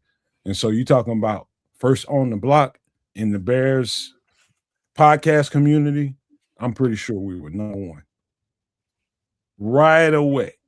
It didn't take me watching too much tape on this guy right here at all. Didn't take very much time. Right away, I knew this was a stud safety right here. And he's going to be a Pro Bowl. Right here in Chicago. I'm telling you guys right now, it didn't with the Ohio State safety right there in that conversation. And of course, he went earlier. Mm-hmm. But I am telling you guys right now, I do think we got the most thorough safety in the draft. That's a great word, right? Because again, and versatility, another great word from Triple R. There really is no, there's no weakness, no glaring weakness that I can see with this particular player at this position. So I'm impressed by this selection across the board, man. And last comment, I'm sure that now that he's on the same team with Kobe Bryant, we saw the tweet that Kobe Bryant put out with Woody Harrelson and Black Man. What's Black Man's name? Wesley Snipes and White Man Can't Jump. Been on black, buddy. But also, Dillon Thieneman is coming to the team. It's got Colston Loveland on it, and Colston already got the hook up to the cookouts. And, the spots in Hyde Park. So Dillon's going to blend right in. And kids, if you don't know what Hyde Park is, that means they got the jungle fever. They're in love. Like sometimes you watch tape and you got to watch more. You got to watch more and you got to watch more to try to find, okay, how to break this guy down in a composite, put it all together and come up with a conclusion. And it just did not take me long with this cat. Right away, I knew what I knew right away. And I knew this guy, y'all probably got tired of me bringing him up in every mock draft. But because that's how good his tape is. I mean, complete. He's a pro safety playing in college. You talking about a day one starter, it's hard to find another safety in this draft that I can say that about. This guy he's a professional safety with the skill set to boot. He's got range. He's got speed and agility. He's got recover. He can recover on the next level too. When he does make a false step or two to get a little bit off base, he can recover pretty quickly. And so the challenge for him is going to be ingratiating himself with his teammates. When you're the number one pick on the team, everybody's going to look at you in a certain kind of way. But Dillon Thieneman, I promise you this, really quickly when they put the pads on, people are going to know. They probably won't even have to put the pads on and people will know. He's always situationed in a way that he can make a play on the ball. And when it's time to trigger and get to the ball, he gets to the ball fast, extremely fast. And he's always around it all the time. Even when you thought he's out of a play, he's around that ball. And that pays dividends. This is an extremely good pick. The other portion of this is just his ability, the pairing of him with Bryant. They can kind of they're kind of interchangeable. So that's really going to throw off offenses. They're not going to be sure what to do with either one of these guys back there. So I kind of can't wait to see what that looks like. And Wendy's saying, worst come to worst, if Kyler goes down, maybe you drop him into the nickel position and do something a little bit different back there at safety, right? There's versatility there that we haven't seen yet, and can't wait to see it. You know what that kind of thing brings to the table? Kyler doesn't even have to be injured for him to be put in that position. And you know it's going to multiply. Oh, you're right. You could go single high safety, drop him down, and maybe put Kyler out on the wing. The second they see him come out of high safety or out of the box and put him on a slot receiver, it's going to trigger a thought in the quarterback's mind. It's going to trigger a thought in the quarterback's mind. Either he's going to think, I can take advantage of this guy on this slot receiver or whoever he's guarding. Or he's going to think, okay, we split Kyler out high. We sent him out high to replace him. So they just split up. Kyler went out high. You're going to think you got an opportunity, and that's going to be the first mistake you made. The first mistake you made. The defense just gotten way more multiple now. I'm just thinking about how they could do some very interesting things. Change formation on a dime here and drop him into nickel at times. This could be a very interesting. It's going to be a very interesting secondary, no matter how you slice it. But it's he's big enough. Saying he grew up next door to a black family and got his athleticism from smelling the cooking. That's funny. You know what's funny? That's funny, man. That reminds me of my son's best friend, who grew up right next to us and played it as a DB, and definitely, he a little bit of that rubbed off on him too. Let me tell you how much further this goes, kids. Huh? Because we have extremely fast linebackers. Because remember, I just said that extremely fast linebackers, you can morph a coverage. You can make a hybrid coverage. That's what I'm saying. That too. Yeah, so bro. Can he replace a linebacker? I mean, a nickel. A nickel. He can go into the linebacker ranks and he can tackle and field with the best of them. And so that is Dennis Allen's defense has probably got more dynamic than I've ever seen it. And I've been watching him for a long time in the league. And it's gotten more dynamic than I've ever seen it. As we move along, coming off Thieneman here, one descriptor, one adjective that I've come to accept, embrace, and look forward to for Dennis Allen's defensive scheme. Every single one of the players, defensive line, linebackers, defensive backs, hybrid. Mm-hmm. Wait until we get into the secondary pieces, man. There's guys that, oh my God, this draft class is better than y'all can even imagine, man. Even the UDFAs. Come on, let's go. I'm excited. Come on, keep going. Let's go. Right. Any last thoughts on Dillon Thieneman before we? Yeah, I think the last thought to really put into play here is True Pilgrim. He says this was a steal. That's a top 15 talent, and that's why I give it an A+. To be frank with you, to have this level of talent drop down to 25, and for the Bears to identify it, secure it, and be able to start it day one, let's effing go. Hey, shout out Vikings. Man, it's better than you can imagine, man. This is a thoroughbred. Out Vikings. Thank Now, let's get you. to the next guy, and that is Sam Roush. Let's We're go. not doing any particular order. This is just the order I loaded these guys up in the immediate assets. And have you guys gotten a chance to check him out? What's your thoughts on him? I'll go first, Sketch. Sure. Heady guy, obviously, Stanford. You know, you have to actually pass the ACT, take the SATs, and get high scores to get up in there. But physical, he's about, 10 pounds lighter or heavier, I don't remember now, than Darnell Washington, you know, the big tight end that took Hippolyte's soul last season. You know, this guy is that kind of stature. He's very athletic, you know, something that's a commonality of the DNA of the Ryan Poles type player are those green RAS scores, those green RAS scores. This Sam Roush, he's an athletic freak as well. He blocks in line, very good at it. He will leak out and become a quarterback's best friend in the soft area when the play breaks down. He will go to the quarterback. He has good hands. He will catch the ball. And once he has the ball in his hands, he is athletic enough, you know, to get a little yak. I'm not going to say this is Cole Kmet's replacement. Yeah, I think that's bullshit because we needed to replace Durham Smythe. We need to have the third and fourth tight end because Ben Johnson's running these 12, 13 personnels, 2 and 3 tight end sets. And we need to have, you know, depth at the position. And I believe that this is a Ben Johnson pick, obviously. He was a tight ends coach. He knows what he's looking for, and Roush is it.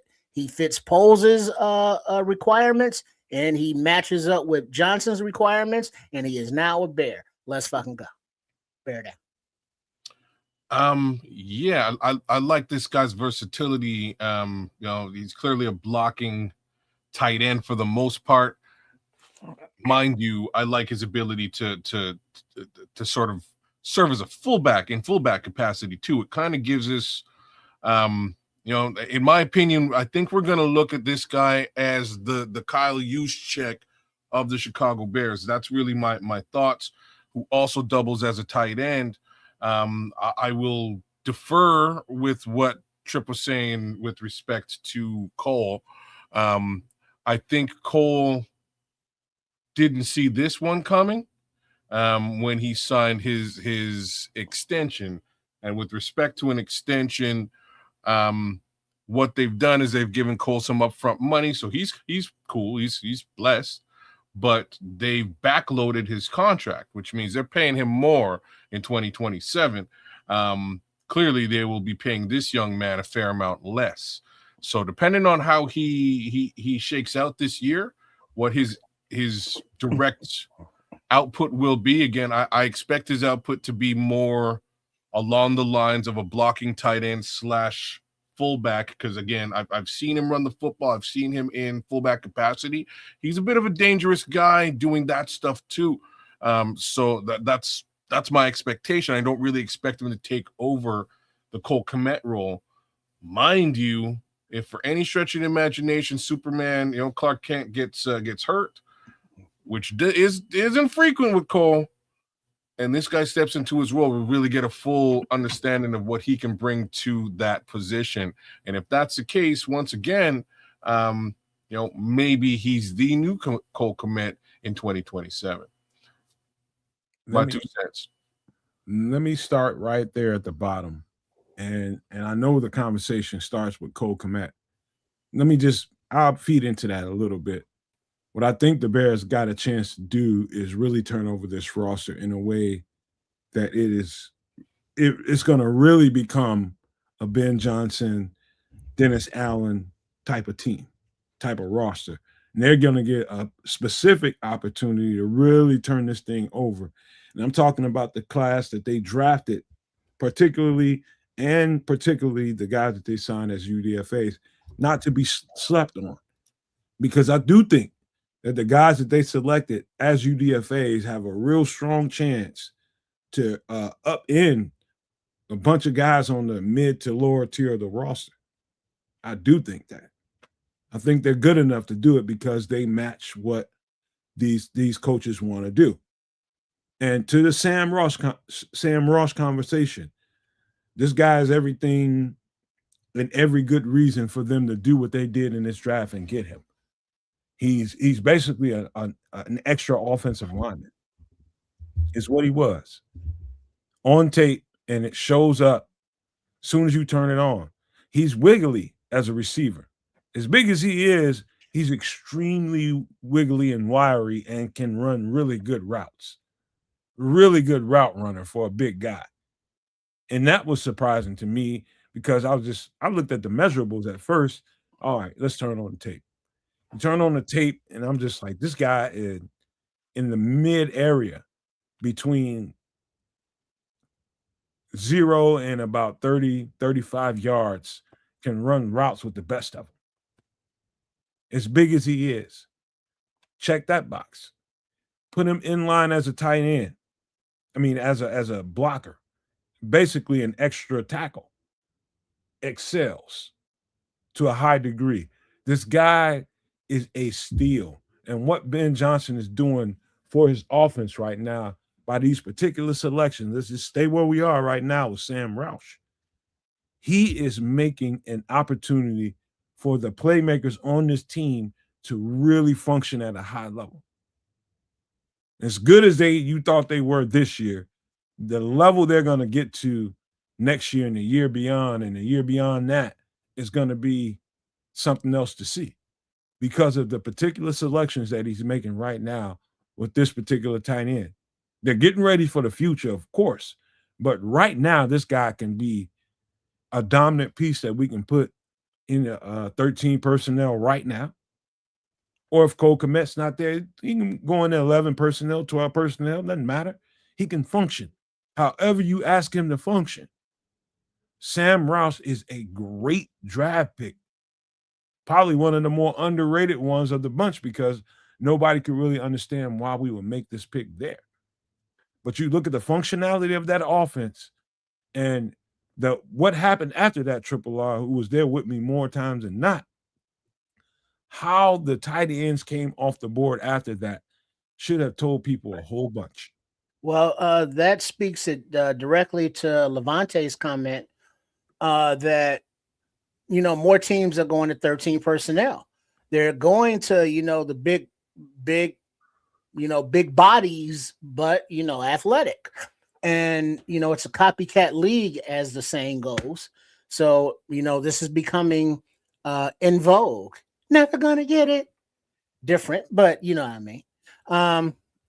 So when Roush was selected, it's like, all right, this is Ben Johnson saying we need that guy. And then people are, I'm not gonna say fans are stupid, but fans are, let's just say, sometimes ignorant and or uninformed. But then let's just say also that, yeah, some fans are stupid. Why? Because some people are stupid. I'm not saying that they bad people. I'm just saying that they not thinkers. So it's like, we're seeing tight ends, come off the board. It's like, well, that's a reach. And it's like, well, no, that's the guy they wanted. Well, this guy was available later. We could have got this guy, a few rounds away. And then, you look at it and it's like, nah, he would have been gone by then. And if they identified him as a target on their board and he was there and he's going to contribute, bring him in. But then one of the stupid comments was somebody posted a replay of the pass that Caleb made to DJ to beat the Packers, FGB. And they was like, well, why don't we just re-sign the guy that was tied in there? And it was either Smythe, I believe. And he missed his block on that play. But Caleb got it off anyway. And it was like, yeah, we don't want to re-sign that guy. He was maybe good, but we want better. Best if motherfucking possible.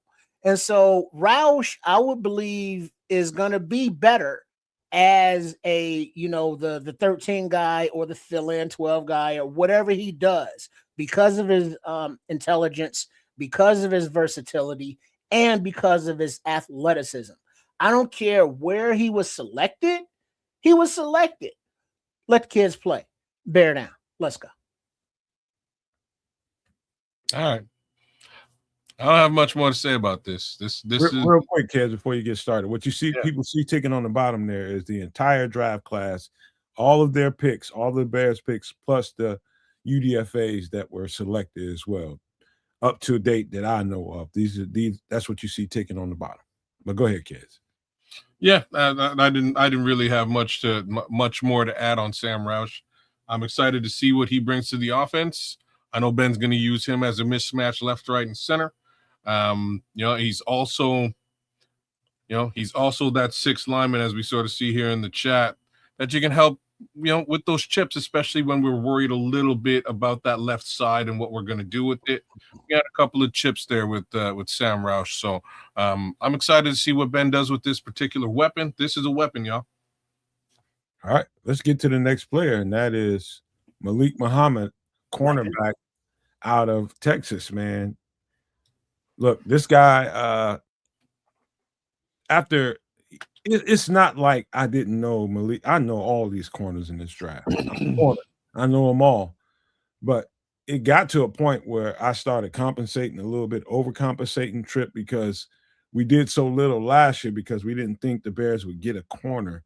And I kind of, backed off of that position because of it, because we felt like we would be kind of deep there. And I backed off of it. And maybe I overcompensated a little bit because I started thinking about the sequences of shows and how many cornerbacks I was bringing up on some of those shows. It's like, damn, I was bringing up a lot of corners. But, I didn't want to leave anything out. And so Malik Muhammad got left out of the fray because I'm getting onto the sleepers and all this kind of stuff. Malik Muhammad should have been drafted much earlier than he got drafted. I thought he was second round. If you want to bore something through my head to get my thoughts out, I thought he should have been drafted somewhere early in the second round. And we got him much later. Now, that being said, he gets considered as a steal. But let me just talk about his attributes. Malik Muhammad is, let me get it right. Malik Muhammad is 6 foot, 188, 190. And he plays press corner. That's the thing people should understand. When we're talking about any corner, whether he was drafted or UDFA, understand what they're doing. They're getting particular kinds of guys that excel at press corner, or in other words, man corner. This guy excels in one-on-one coverage. Number one, plays zone equally well. He's not uncomfortable in space. He plays it very, very well. He's going to get better at that. But his man coverage skills, again, it's not like he doesn't have things he's going to work on. And I'll tell you one thing about cornerback play is transitioning is everything. So you press man on X receiver, you on Justin Jefferson or whoever it is. Your footwork can dictate whether or not, and we're talking about in the red zone area particularly, your footwork can dictate whether or not he beats you on a slant route to the inside and catches a quick touchdown, or he beats you to the corner for a 50-50 ball. Doesn't matter. Your footwork will dictate whether or not you can make a play on this ball at all. And he's pretty clean. I do see some flaws, and it's not a bad thing. It's not a bad thing. He overcompensates with a wide stance. And so when I'm standing up next to kids who's a Z receiver or something, and I'm on you press man, and you can do anything to me in the red zone. You can go inside, you can go outside, you can fake me inside and go back outside. You can fake me outside and go back inside. Anything goes in that particular part of the field. And so he compensates with a wide stance. So he'll widen his legs a little bit more. And so to him, it feels like you're getting more of the receiver. So, okay, I got him right here. He can't get outside of me. But if you go for that fake ass first move, he's already kind of got you where he wants you. Malik Muhammad done that probably out of 100% of the plays, maybe 15% of the time. And I would just imagine that he was tired when he did that. It's a little fatigue factor that goes on. And when you're tired, you really go down to you're down to your fundamentals, right? Or the lack thereof. Because that's what it is. And so I'm being particular about this cornerback because I think he's got a very high ceiling. And I just nitpick some stuff that people don't pay attention to when they're watching football. But when you do watch him on tape and break down his evaluation and come up with a composite, you see a very high ceiling. It's a very high, he's a highly skilled cornerback with high confidence. And I think they probably drafted confidence more than anything because he's extremely confident. He feels like he can play right now. And I believe if given the opportunity, he can. All right. Well, we're going this rotation this time, kids. Because we got some dogs, kids. And I'll say this. The deficiencies, you got to be fair because it's not all about, looking at a few highlights or all of the highlights and being like, oh, yeah, and start glazing them. They have their warts as well. They're prospects. They are not guaranteed Hall of Famers or, even starters. So you have to take our exuberance with a grain of salt. We understand that we got to see them play and perform on the field. But from the traits that they have, from the history that they have, from the game style and play that have gotten them drafted, Malik Muhammad is a motherfucking dog. And he's got that attitude is like, hey, I'm over here. Wide receivers, no. And he has the physical attributes and the RAS score and the dog ability like Ryan Poles wants. And he has the man coverage ability and the meanness that Dennis Allen wants. And now his blemishes that Nomad spoke on, this is where I'm going to be like, hey, Coach Al Harris, go on do your thing, baby boy. You know what I mean? And that's going to cure that shit right there because Malik Muhammad looked like he accepts and thrives on coaching because he wants to be great at football. He has a chip on his shoulder from getting picked so late. So you take that and you combine it, and his mentals looks a little bit more solid than, let's say, Tyreek Stevenson. Because you look at that, it's like, well, how does Malik get on the field? Where is he? Is he Nashawn Wright's replacement? Is JJ healthy? But remember, Tyreek Stevenson got benched, a healthy bench, several times last season. Even at the end of the year, St. Louis, his mind was with the crowd, and Bayard had to snap him back in.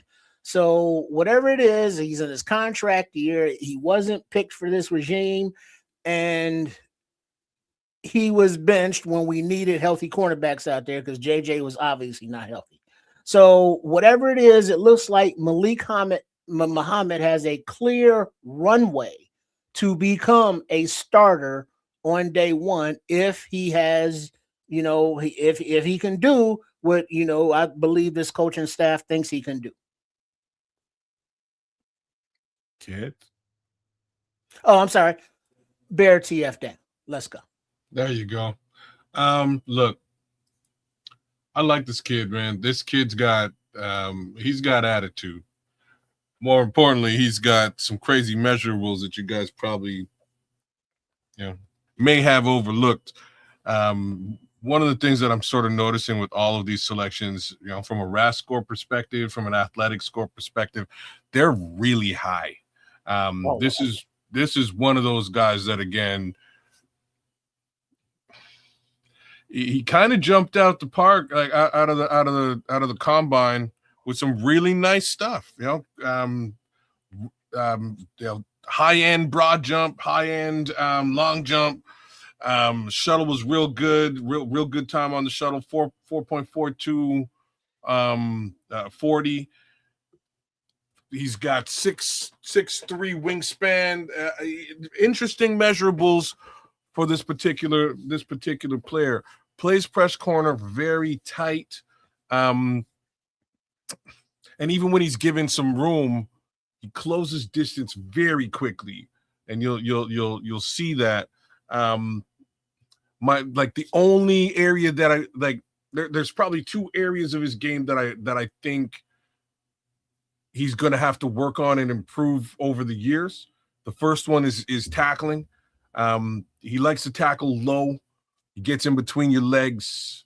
Not much of a body. Like you're not going to accuse this guy of just punishing people and putting them on, in the dirt. That also leads to the other portion of where he can improve. He's about somewhere between 183, 188, depending on what day it is or month it is. If we can get him up just a little bit, maybe closer to 195 or better, then we might see. How tall is he again? He's about 6 feet tall. Because looking at him, he looked kind of. He looks longer. Like he can develop into like maybe even 195, 200. He looks longer than he actually is. The only worry that I have in that respect is obviously if you put on more weight, more muscle, sometimes you sacrifice speed. So there's a fine line there. Hopefully he can pack on a little bit more muscle and still do the job he's got to do, because in many cases he's going to be pressing up with folks and he's got to be a little bit physical on the line. So that's my little take on Malik. The real upside is this: kid's coming in pissed off, and that goes without saying. He's coming in the door vex, as we would say in Jamaica. So that's all the better. That chip on his shoulder will only grow, and hopefully he executes every inch of that chip on his shoulder against the Green Bay Packers. I'll tell you this player right here, what they've done is basically opened up the door for going to be different cornerbacks here in Chicago. What he's in line to do, remember, there's 2 corners ahead of him. 3, as a matter of fact. You got Tyreek, you got Terrell Stevenson, and there's one more that I'm not. Smith? There's 2 more. There's Terrell Smith, and there's still Zay Frazier. So they are going to mix this shit up, and the best man is going to win this situation. Yes, sir. Hey, I agree with that. And Zay Frazier, I believe he's ahead because he's been at Hallis Hall, even though he wasn't playing on the roster, but he's been working out. He's been in the meetings and shit, so he is ahead in that aspect. But Terrell Smith, our brother, can't stay on the field ever. So I mean, how much are that ain't really... true, man? That ain't true, bro. When? Look, I gotta argue with that. Terrell got hurt this season, yeah, and it took him out of and the season before. And the season before. He wasn't hurt the season before. He was just behind in the draft in the pecking order. Okay, he wasn't hurt because he had mononucleosis. Okay, maybe he had mono for a couple of weeks, but like either way, he was behind in the pecking order. So like he was going to be on the bench, or he was going to be on the bench. But he's never been best healthy. Time to have mono. When he does get his opportunity, then he gets dinged up. He gets hurt. So when he is healthy, he's on the bench. But then when he's healthy and gets on the field, he ain't available. And so being from the previous regime. Not a Dennis Allen pick, quote unquote, being, it's time to, pay him again. I think this is the opportunity for, Zay, and or Malik, to just be in front of T. Smith. Let me say something crazy again. Maybe you actually put him on the field and give him the opportunity to be worth something so you can trade him and make a buck. Get a draft pick get some sort of compensation for the I think he was a 3rd round selection. Who is that? Tariq? Terrell Smith. Tariq was a 2nd round selection. Terrell, I thought he was like a 4th, wasn't he? Might be a little bit further back, but I feel like it's 3. You know what's funny about this whole conversation? What? We get some draft picks in here and we get a little excited about them, and we automatically just dismiss out with the old players on the team, right? Yeah. They've gotten drafted. They gotta go. Now they got to transition.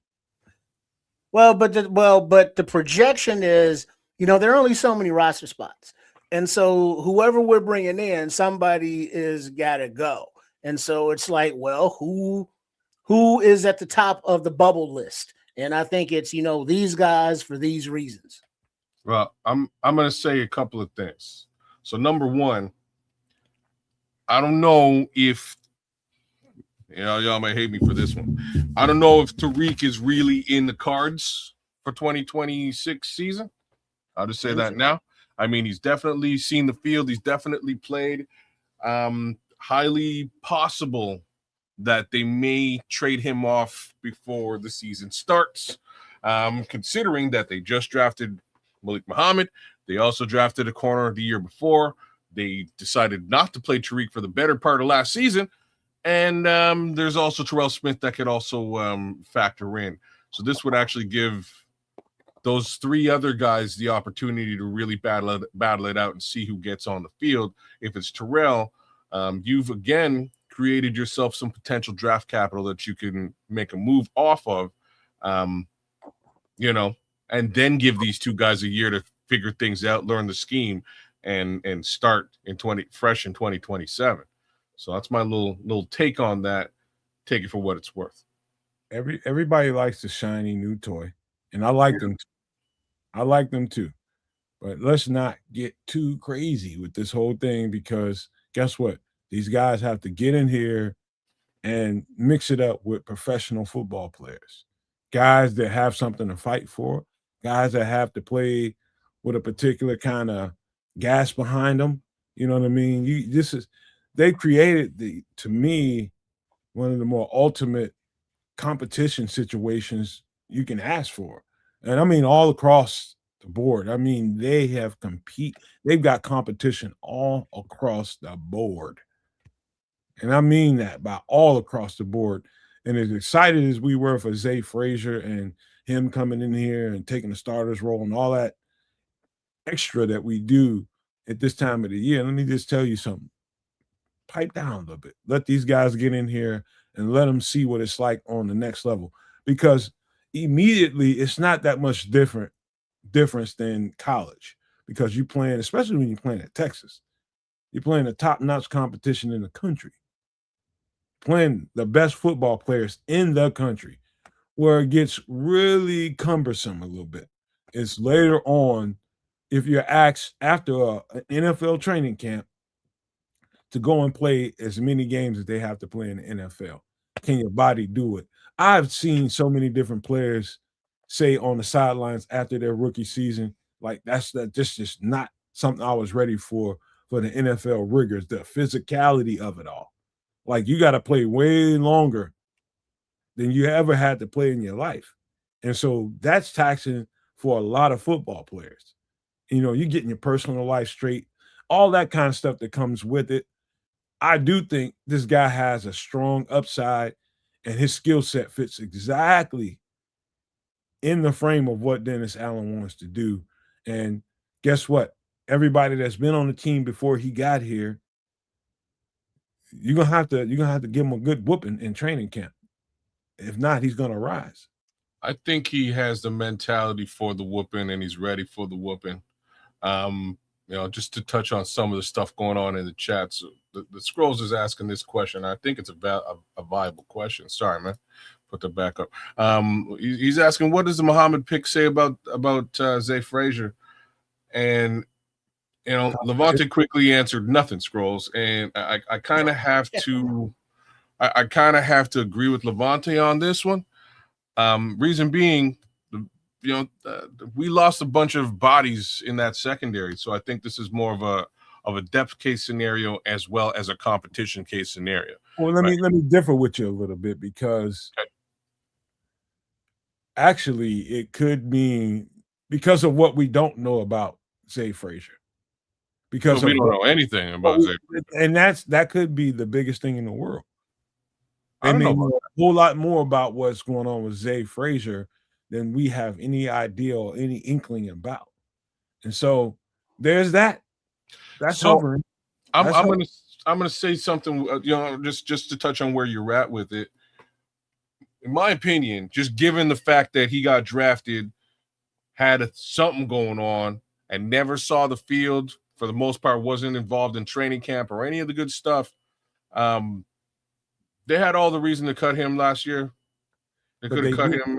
This is where I'm going. They could have cut him at any given time. He was not a participant realistically in the 2025 season at all. And they went pretty deep. And they lost a lot in the secondary through the better part of that season as well. He was a non-factor. Because they did not cut this player, I think they see something in the player. Okay, so that's all I'm gonna say. I don't know what that something is, because again, ain't none of us seeing shit. So we gotta wait around and see what it looks like. It's nothing less than a conundrum because of what we didn't see. Yeah. But what we don't, that's why I tell people all the time, we know only so much right here on the perimeter. We only know so much. And as good as we can be in scouting these players on this channel, we still only know so much because they get so much more information than we do. They know so much more about these football players than we will ever understand. Yep. And now you got a player in the building in Zay Frazier, and exactly, okay, you're getting an idea of what we're dealing with here. Whatever that is. Now you got to go make another decision. I want to make him uncomfortable. I want to let him know that even though you missed a whole year and you're expected to come in here and really make a statement for yourself and get a spot on this roster, we're going to let you know this ain't easy. No, ain't nothing given, no gifts given here, right?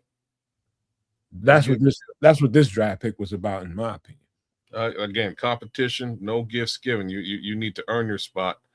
And clearly last year he earned absolutely nothing. So we'll give him that opportunity to get back out there and make a name for himself if that's what he's able to do. But Malik Muhammad going to be breathing down your neck, boy. No doubt about it. I think this is a really good pickup. And we'll talk more about him a little bit later, but as we got to keep going. And, I've been looking at social media here and there over the past couple of days. It's a lot of people having a whole lot to say about this particular pick, because now we went into two or three picks into the draft and we still didn't get an edge rusher. And now people are just like, hold on. Everybody wants to compare him to damn Velus Jones. Don't do it. Down that road. Hold on. Let me finish. Let me just tell you guys something. He brings a lot of what Velus Jones was supposed to bring to that particular group of coaches. But now we got Ben Johnson. And I can see past all the fog that everybody's putting up.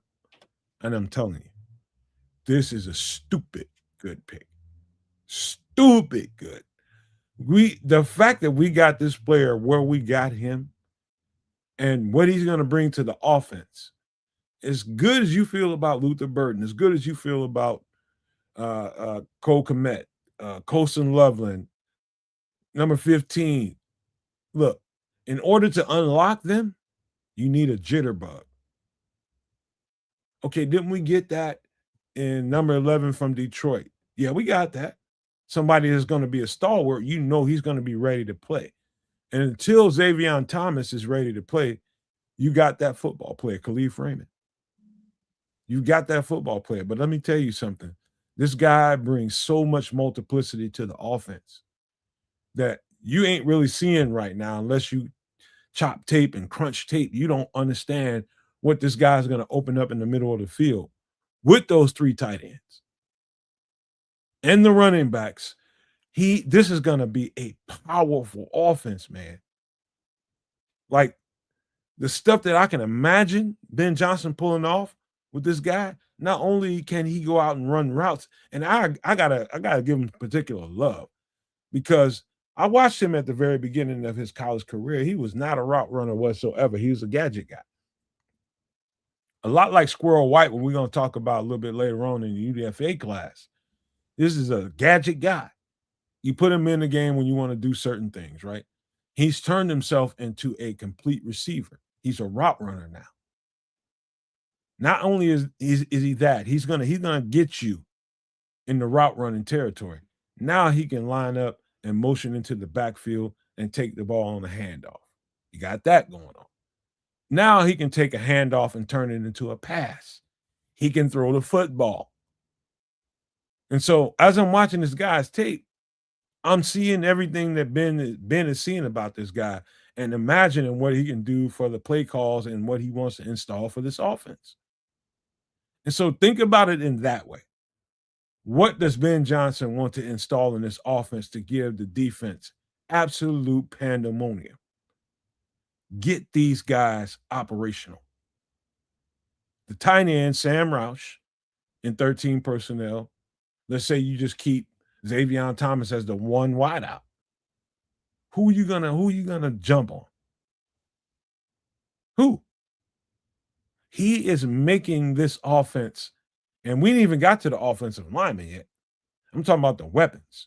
Zavion Thomas is an absolute weapon that can be used in the passing game, in the running game, and can get a reverse and turn it into a pass.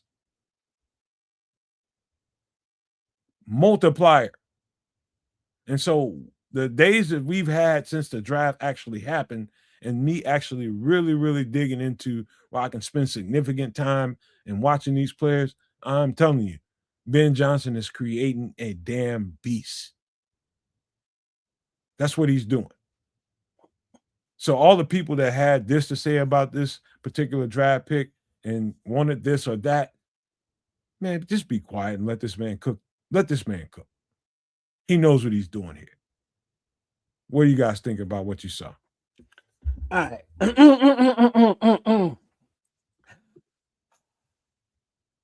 Let's go. Xavier Thomas and his 4.28 speed is not any place near what JJ even dreamed he could be when he was laying in bed stroking his ferret. Pause. Xavier at LSU didn't get the same amount of touches of love that he got. What was his school? Mississippi State. Where was he before that? Well, he went to a school before he transferred to LSU. You got me with it. I can't remember. And well, Chad, help us out. And wherever that school was, he was their guy. You know, third down and short, third down and long, you know, red zone. They would feed Mississippi State. Thank you, Paul. And he was, you know, their go-to man.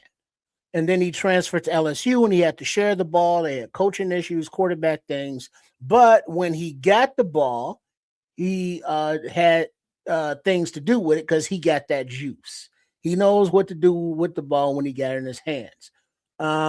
He has, you know, to work on things as anybody else, like maybe a better hands catcher. I don't know. But guess what? If he catches the ball with his body more so because of his positioning, because of his speed and the position that it puts him in, he's bringing the ball in. So it's not like he's dropping balls. It's not like he can't run different routes in the route tree. You know, as Nomad was saying, his versatility. We saw how Coach Johnson deployed DJ Moore out of the backfield as a running back. And we're all like, yeah, we don't know what that's all about. And DJ never looked good doing it. But Xavier Thomas, guess what? He was a running back in high school. And they changed him to wide receiver. So he has the pedigree to run those plays from the backfield, you know, between the tackles outside. You know, he has the patience, he has the vision, and he has the toughness. When he gets out into space, when he can stretch his legs, he's not getting caught. on returns, he's coming in and able to do that, day one. We have not Kirby, what's his name? The veteran, and he's a 1-year contract. Xavier Thomas can take a play package of 10 plays this week, and then 10 plays add on, and now he's coming part of the offense. And Ryan Poles did say a long time ago about wide receivers, they're all different sizes, You got big ones, you got smaller ones, you got shifty ones, you got the burners. He was looking for a burner with, Velas, a gadget guy, if you will. He didn't pan out. He didn't have the tools that Zavion Thomas has. But now you have the burner to complement Roma Dunze and Burden and the tight ends. You have somebody who will back the defense up off of the line of scrimmage, let those underneath routes or tight ends eat. You have the versatility to have those trick plays, as Nomad was saying. Zavion can now throw the ball because Ben Johnson, he got to have his 2-3 trick plays a game, and it's just what it is. You know what I mean? We just got to embrace it. So, the versatility that this kid has, the willingness to want to be great at football, the green, Roush score. So he's checking the box for Poles. He's checking the box for Johnson. And now guess what? He's checked the box and he's a Bear. I don't care where he was drafted. I'm just glad he's here. Bear TF down. Let's go. Okay. I will side with the chat a little bit on this one, but I also have to side with Ben Johnson in the end. So I know we brought in Stribling. Stribling was probably the one player out of the 30 visits that I thought we might actually draft, right? That's just my little 2 cents there. I knew exactly what Ben Johnson was looking at when he brought Stribling in. He was kind of looking at what he's looking at with Xavier Thomas. He's looking for fucking speed. It's about that simple. You get yourself a speed demon and things you can do like crossers, right? We can line him up in the slot, and if you can't catch him, there's a quick, easy bunch of yardage just on the crosser alone. Then you go behind, you go behind the line with a reverse, and you can do this all day with this player, and it becomes a thing. And I haven't started to talk about stretching the field, which then changes what the defense wants to do with respect to guarding the rest of your wide receiving core and this 13 personnel tight end core.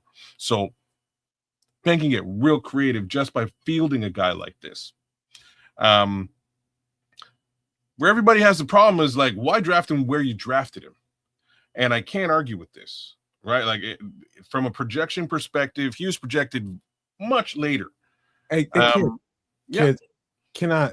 And I hate to do this too. I wanted to let you talk, man, but so much for that. I gotta tell you, man. I got to tell you. Everybody gets into mock drafts and whatever these mock drafts tell you these players are supposed to go. This is stuff that's out here, AI generated, and just a bunch of assumptions in a composite.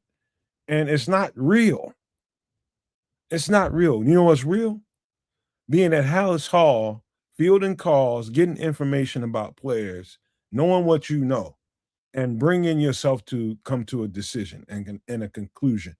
And everybody talking about you could have got them later don't know what the fuck they're talking about. They don't. They do not know. I guarantee you they do not know. And because we don't know. It was Dane Brugler or one of these guys. They were doing an interview on something, and I saw the clip where they were talking about Xavier Thomas, and it was like, yeah, we had him projected at number 200 and whatever the fuck.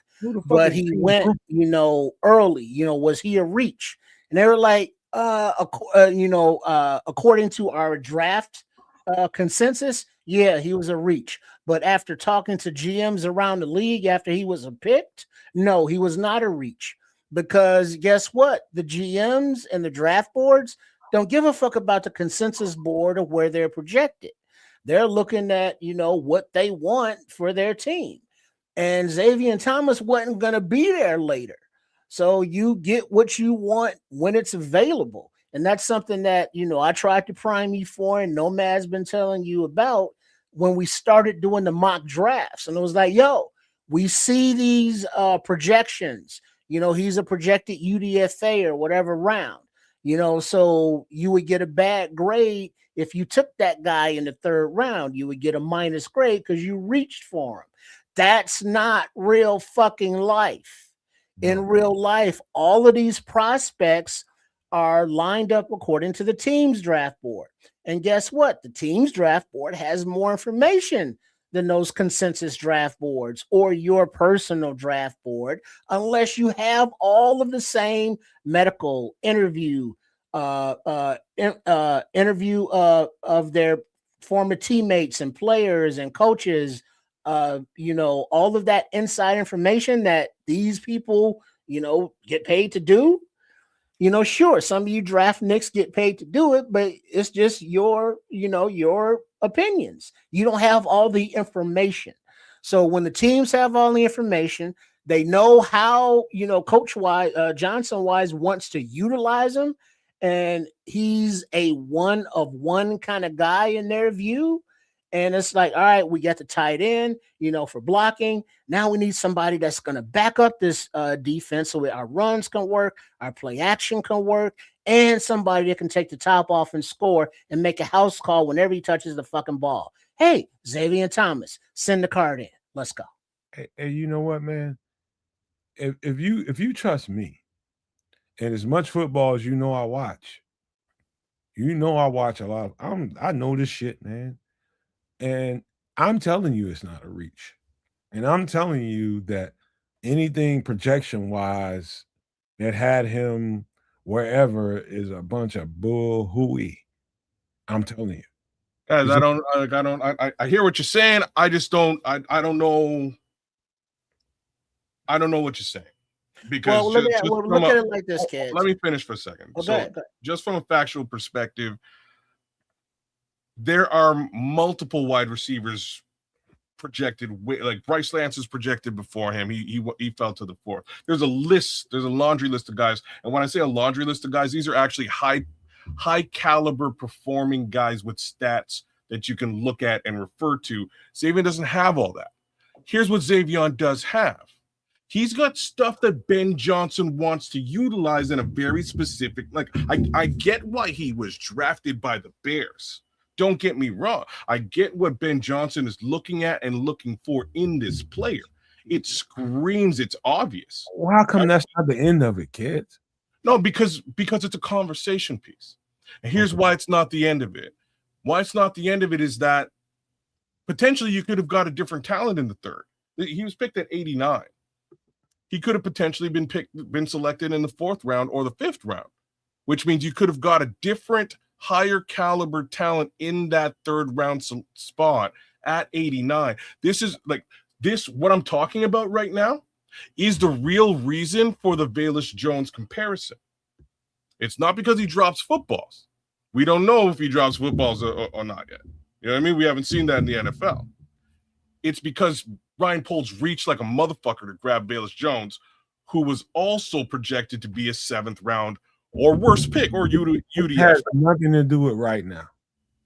What do you mean? I'm just explaining the comparison, sir. I know where you're getting at, kids, but it really has nothing to do with right now. It does, because it's a conversation that's being had in the chat as I'm talking. This was the conversation in the chat. Like a bunch of people are like, wait a minute, I love this player, but I don't like where he was drafted by the Bears. And I do agree with that. I don't necessarily like where he was drafted by the Bears, but I love what I know that Ben Johnson is going to do with this player. So for me, the two things kind of cancel out. Again, man, I'll say this one more time. As much as I know about the game, as much as I know about playing football, as much as I know about breaking down players and scouting them and evaluating them, I know just as little about what the Chicago Bears are thinking when they grab this particular player, where they grab them. What I can tell you is I believe they know what they're doing. I believe they know exactly what they're doing when they grab this player, because I think this player has a skill set that can add to the multiplicity of the offense. Point simple, plain. He can open up things by way of his pure presence that where probably wasn't available last year. I don't care what we thought about, and I thought a lot about Zacchaeus. I thought a lot about him, but he can't do. And DJ is the only guy on the team that can kind of bring the running back thing into fruition and the passing game into fruition. They let DJ go because they felt like, okay, we can get another guy that can do that kind of thing, and he's more open to playing running back. The whole time, DJ, I don't think he was really cool with that job, but because he got paid enough money, he was accepting of it. Let's just say that. Now they're getting a guy at a rookie contract that can do the same thing DJ done. And again, rookie contract. I think they knew exactly what they were doing by drafting this guy when they drafted this guy. And I think we should just let these chips fall where they may. And all the chagrin about, okay, where he was projected and all that kind of stuff means nothing to me at this point. All I know is I trust what this guy can do offensively with his mind. And I can see where his mind's going with this particular football player. Easily. I know exactly what he's thinking. And in that respect, I have to I fully agree with the pick because I know exactly what Ben Johnson is thinking when he selects a player like this. At the same time, I think we could have got this player or potentially another one who's very similar in the fourth. Well, wasn't that the same argument when it's like, well, why the hell are we taking Loveland at 10 when Warren's on the board?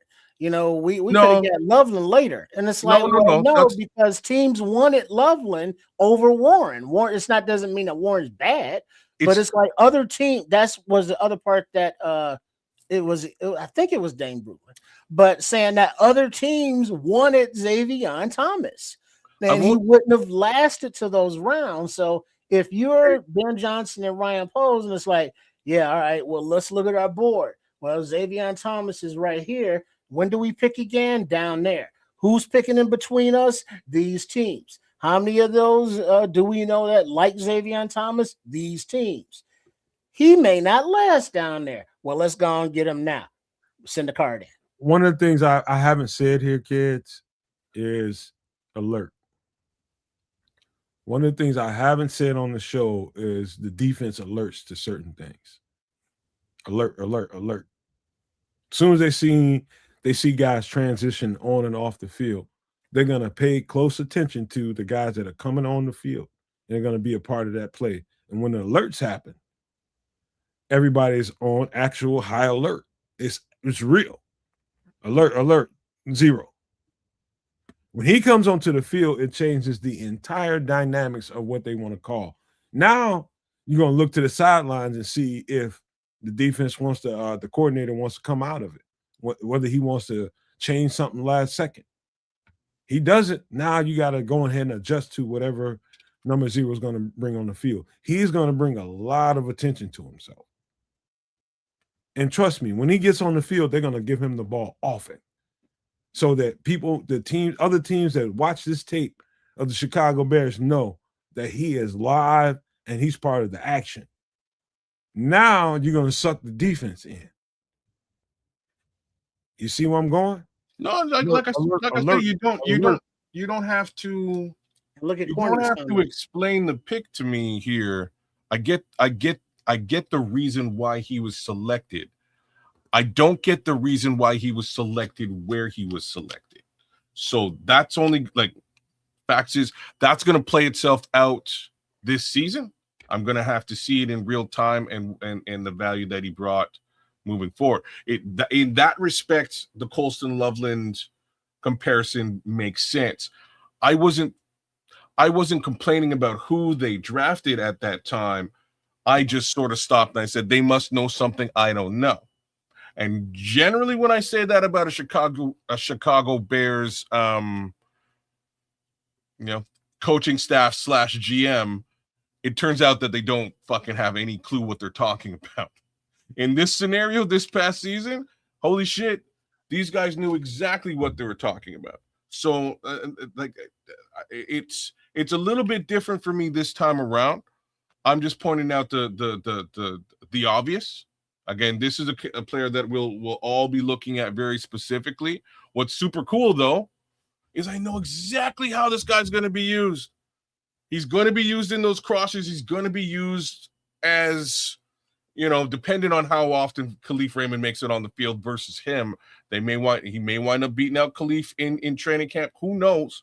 But what Ben Johnson is looking for is to put somebody with excessive speed in the Amon-Ra St. Brown role. And if he can do that, that's a problem in the middle of the field, right? Like that's a major problem. Let's go. All right, let's get to the next football player. We can talk. We'll talk plenty more about this guy. But this is Keyshaun Elliott, linebacker out of Arizona State, who is 6'2", 235 pounds. I'm sure you guys have gotten eyes on him at this point. What do you guys think about? All right, he comes downhill. He looks like a better version of Noah Sewell. He's a solid tackler. I didn't see many reps of him in coverage, so I think he's a first down run support kind of guy. He can take a running back tight end in a short field, short coverage rather. But he looks like he's a smart, wannabe great guy. Guess what? His RAS score is green AF, and he wants to be great at football. So he matches the DNA of Ryan Poles, and he has that relentlessness and the speed that Dennis Allen like. So he was a 5th round pick, number 166. We look at the linebacker room, and with Sewell, hurting his Achilles late in the season, with TJ, who's already a little bit slower foot, coming off of the fractured tibula, Tremaine Edmonds is gone. So who did we resign? DeMarco Jackson and his speed. You got Bush, was it Devin Bush and his speed? Hippolyte, it's only his second year, so you can't write him off after he hit that wall of Washington again in the Pittsburgh game in his rookie season. So you got to see what he got. And then, Dominique Hampton, who's been developing. So the wide receiver room and the opportunity is there for Mr. Elliott to, contribute on defense. But I think he would also be a star on special teams. Oh, yeah, in the linebacker room, I forget they re-signed Jack Sanborn. But, yeah, Elliott, I like him. He wasn't a reach, I don't think. Some people say he fell projected on his projections. So I don't know about that because I didn't pay any attention to that. But I like him. He looks like a dog. Bear TF down. Let's go. I liked your Noah Sewell comparison, Trip, to be honest with you. It's kind of an interesting comparison for this kid. He moves laterally very well. He's fast enough, you know what I mean? He's just fast enough. He's about 4.5. He runs about a 4.58. Decent enough speed. I think he's got to put on a little bit of size in the NFL, in my opinion. 6'2" standing, jumps 38, 38-inch vertical. Pretty good measurables across the board. But again, what I found from him was really just his lateral movement. He's looking for the gap, seeks the gap, shoots the gap, and good luck getting away from him in that respect. So I like what he puts on tape.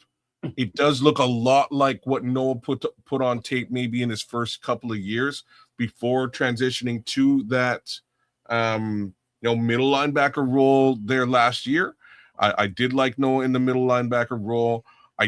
I'm not sure if Keyshaun will have his eyes on that particular role. Yeah, True Pilgrim. I was just gonna say he does take great angles in tackling. He actually really does. So I like the angles that he's taking when he's moving lateral. He sort of squares you up, And again, good luck getting out of that tackle case scenario once he squares you up and he shoots that gap. So, this is my take on linebacker Keyshaun Elliott. I'm excited to see him get on the field. I'm sure he will bring a fair amount of special teams value as well. But as we could see last year, and given the attrition already, the injury already in that linebacker room this year, we do need a fair amount of depth at the linebacker position. And that being said, it's the entire draft. What's really interesting were some of the comments that I made to Nomad and Samo after day one, because the two things that I mentioned to these two gentlemen was, I have a feeling Ben Johnson is going to get two more guys on offense tomorrow in day two. And what do y'all think about the linebacker core? You think we're done at linebacker, right? And there we are. You know what? I'll just break this down from top to bottom.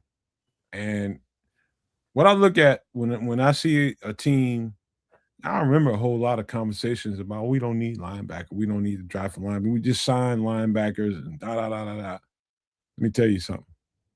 These are gap fixes that we signed in free agency. These are gap fixes. And I start thinking about Dennis Allen's defenses and what I saw in his defenses. And one of the key cogs to Dennis Allen's defenses, no matter how you view them, was Demario Davis. For a long time, Demario Davis was the cleaner. He cleaned everything up. And that means when the D tackles miss a tackle, when the edge rushers miss a tackle, they get off on an angle. And somebody just mentioned that, True Pilgrim, talking about taking great angles. That's the definition of what a cleaner should do at the linebacker spot. Take great angles and make sure you finish it. He's a great finisher. Keyshaun Elliott is a great finisher. He's a great cleaner. And I'm thinking about Demario Davis and how key a cog Demario Davis was in all those great Dennis Allen defenses. That's what Keyshaun Elliott is.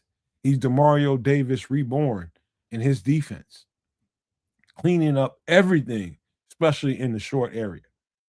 In coverage, yeah, he can carry a linebacker. He can carry a tight end. He can carry a running back so far. And people talking about 4.5 speed, guess what? You don't see that on the field. He can run with whoever. But this guy is a tackler. He's a cleaner. Keyshaun Elliott is a pure linebacker. Pure. And everything you might like about Demario Davis and what he presented in the Dennis Allen defense, look at Keyshaun Elliott, and he's that. And a bag of chips. He is tightening up the run game, and he's great support in that department. Yeah, he's going to have to fight his way to get on the field, but he should. That's what NFL players should have to do. But this is a real good pickup, man. He's a tackler. He's instinctual. He plays above average in coverage. But that's not, when you're in a man defense, in a press man defense, and linebackers are usually free, the linebackers are kind of like solo artists in a group. You got a solo career waiting for you. But in a group, you do what you have to do. This You're guy, saying he's Bobby Brown meets Mr. Wolf.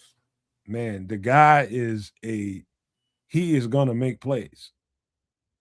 He is gonna make plays. This is your future middle linebacker. It's his prerogative.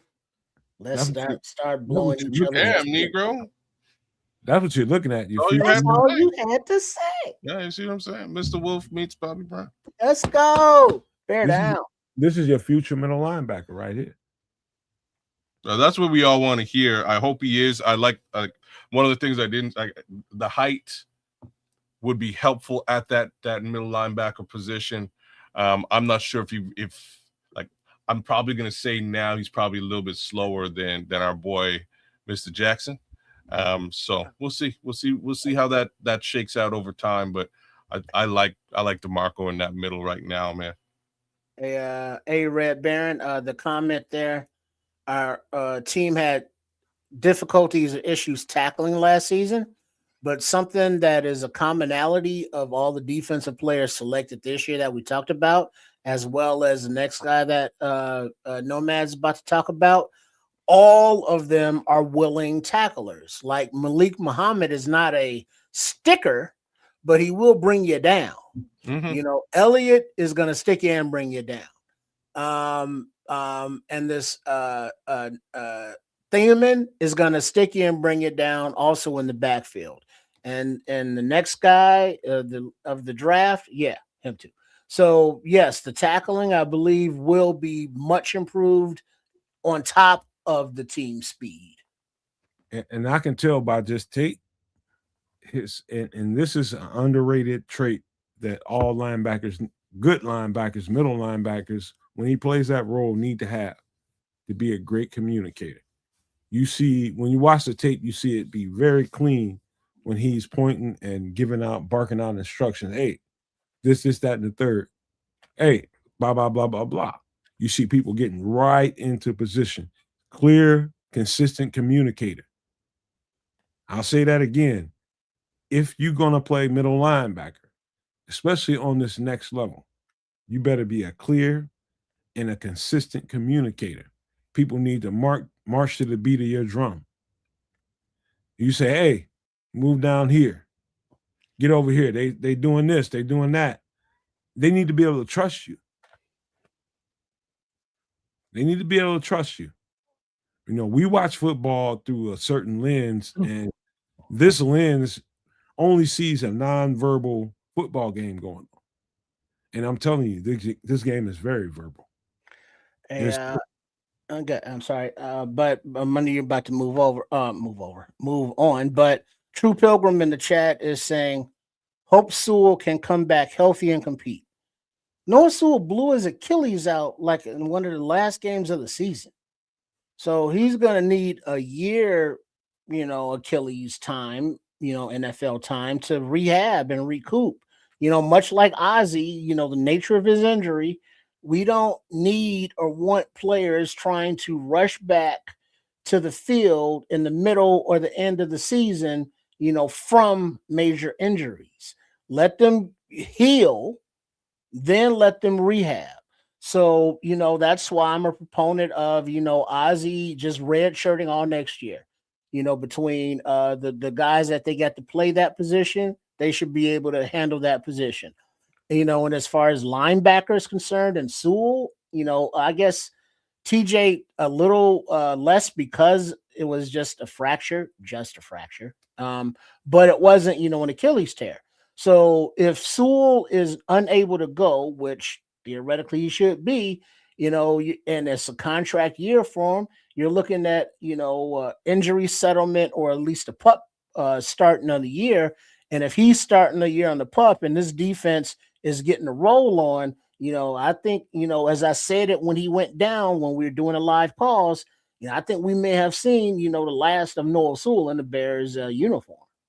And you know what's funny about this before we move on is people just see the number. And that's what triggers the Noah Sewell conversation. It's very simple. What do you mean the number? People see number 44. Come on now. That's why the whole thought of Noah Sewell is even coming up. Is because they see the number 44. Let's just move on from that. Noah Sewell is going to recover from his injury, and whatever happens with him and his play. But that's where that's coming from. God, well, no, I disagree with that. Hold on. We got to keep moving, man, because we got too many players. And I know you guys have seen this guy. Tell me what your thoughts on Jordan Vandenberg. I know it's going to be plenty of conversation to be had about him. All right, the white rhino from South Africa. If he was his actual name, he would have hunted himself. Whatever. But not only his on the field presence, because he went to Penn State 3 years, then transferred to Georgia Tech and disappeared because nobody pays any attention to Georgia Tech players.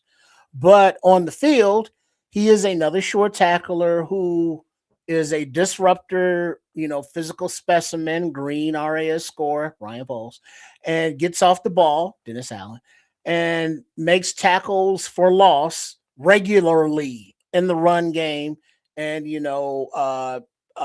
makes a difference with double teams, taking on triple teams, whatever. He's a player. He's a baller. He's a dog. Now, he has, his off the field, mind right and whatever. But on the field, he looks like a little bit more developed coming from, somebody who played, was that rugby, and soccer type things growing up over in South Africa. They ain't do nothing about no football. But in the time that he's been here and playing football, he's been getting better and better and better. So he's still a moldable, coachable ball of clay that I believe will make a difference and will make the 53 on this team. Bear TF down. Let's go. Well, they threw a draft pick at this particular selection. Traded up for him. Considering all that, I don't see him not making the 53. We're short humanity on the 53 as it stands today, so I do think he makes the team. The things that jump out immediately about this kid is he's an athletic freak, which is pretty crazy. He bench presses 35. Which is pretty heavy. That's pretty hefty bench press. I assume he was doing it at 225, which is like the standard. 35 is that's huge for a DT. Kid's pretty fast, good instincts, swallows double teams, gets into the backfield. Again, looks can be deceiving. He looks like a really good, super solid prospect. His long jump, I think it's 10-10, which is crazy. Like he's got some really good measurables here, guys, and I don't know what to take. I don't know how to take all this, so I'm just gonna this is one of the guys that was in he made the freak list. He's a freak. I just kind of I need to see this on the field in the NFL now, right? Like that's my thoughts about all this. I think once we get him into competition at that as a DT, he may well beat out some of the guys that that are sort of in that room. So that's my hopes. My hopes is that he does beat out some of the guys in that room and really shows out. So we'll have to see. So Anthony Wilson asked the question, did you guys already know about him? Hell yeah. I did not. Let me just tell you. What I thought about him on tape was, okay, he's a rhino. Why? And okay, so you watch, let's just say in this version of NCAA and NFL teams, most teams run a 2-gap system where defensive tackles, and we're going to talk about that a little bit when we get to Jalen Loving, whichever his name is, out of Wake Forest, 2-gapper. And you watch a lot of teams that are really 2-gap heavy. So you line it up with 3 defensive tackles, and they have to cover a couple gaps apiece. That's just the way it is. And you start trying to evaluate what this guy can do per his traits, given if a defense asks him to get up the field. Yes, I knew all about Vandenberg. He was absolutely a rhino or a bulldog, whatever you want to call it. But when I tell you this guy can get up the field, it's with abandon that is absolutely reckless. And I was just like, holy shit, this guy just don't give no shit about technique whatsoever. And he's just getting up the field. On the list, he was going to be a sleeper in this draft. I didn't think he would get drafted because his technique is so unpolished. But he is so effective at what he does, and that's getting vertical and getting to the ball. That's what we do in this defense in a 4-man front. He's going to be asked to get vertical and get to the ball, get on that offensive guard, get on that offensive tackle and push him back and get to the ball. That's the goal. In a two-gap system, that thing is to, okay, get on your man and protect these two gaps. It's that simple. You can't get up the field if you're protecting two gaps. You can't. So that's why his tape stuck out to me, is because he was one of the few defensive tackles that was asked to get upfield and get vertical more times than not. And they fed right into his skill set. He does not care. His job is to get through that man in front of him and get to the ball by any means necessary. And if that didn't show up on tape, and if that didn't excite all the people that's in the chat right now, just like, oh yeah, he's going to be a piece. That's what did it. Because they asked him to do that more than most of the D tackles I saw in the draft. I was saving this guy. But holy shit, he's going to be a piece. He is going to be a piece. Not to disparage anybody else, but the get off that Nomad's talking about, where it's like, height, and he's already gone. He doesn't stand up, like Big Dex did when he was coming out of school, and we're like, man, he's really slow off the ball. And it's like, well, that's probably what he was coached to do. When he get here, he'll improve on that. And he has, but he still is more of a vertical, whereas Vandenberg stays, more lower, parallel to the ground, even at his size, and he has power from those positions. I believe, so that's obviously something that is getting him, all these tackle for losses. So, some development and coaching, man, this kid could be another, how we said, man, what was Monangai? He at 7th rounder, he was man of steel. And it's like, man, Poles traded 2 7th rounders to move up into the 6th round for this guy. Man, why was he still in the 6th round? What the hell's going on? Bear down. He did it so like it's ruthless the way he gets off the ball and he doesn't care. The only technique he uses for the most part is he might leverage an arm to lift up an offensive lineman to kind of push him back and kind of help push himself to the ball carrier and just like use him as a skate to get to the ball carrier. So he'll push the guy into the ball carrier on his way to get to the ball carrier. That is the two-gapping aspect of sometimes what he was asked to do. But when he's asked to get vertical, the only thing that really stands out is his leg thrust and how powerful he is on the lower body. And when he gets to the point of attack to shed the block off of him, his hands are extremely powerful. Boom, it's just like really quick, like get the F off of me. I'm going to the ball and you ain't finna stop me. That kind of relentless effort sticks out on tape. Jordan Vandenberg, with the way he plays right now, is going to immediately garner him some playing time.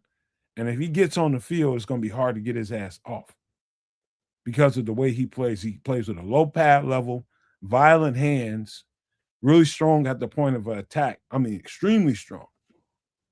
Strong-ass lower body.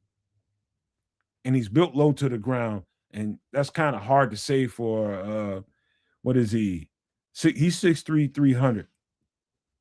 But he plays with a pad level lower than a 6'3" guy. Yeah, it's probably about a 6 foot. Like his pad level is super low. It's probably around 6 foot, and that's it's crazy to think about.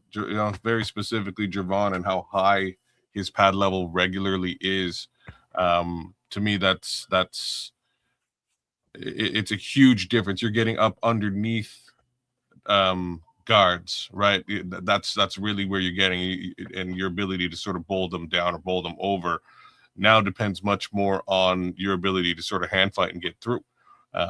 And as our boy Samo was saying, he's got old man strength. That really comes in helpful. Man, I'm telling you, it's impressive to watch. I didn't think he would get drafted. I think he got lucky to get drafted because he's so raw. He's doing this that he did on tape with minimal technique. When I tell you minimal technique, there's not a lot of skill set you see being had there other than his resistance to the block and shedding blocks. There's some technique to that and how he does it.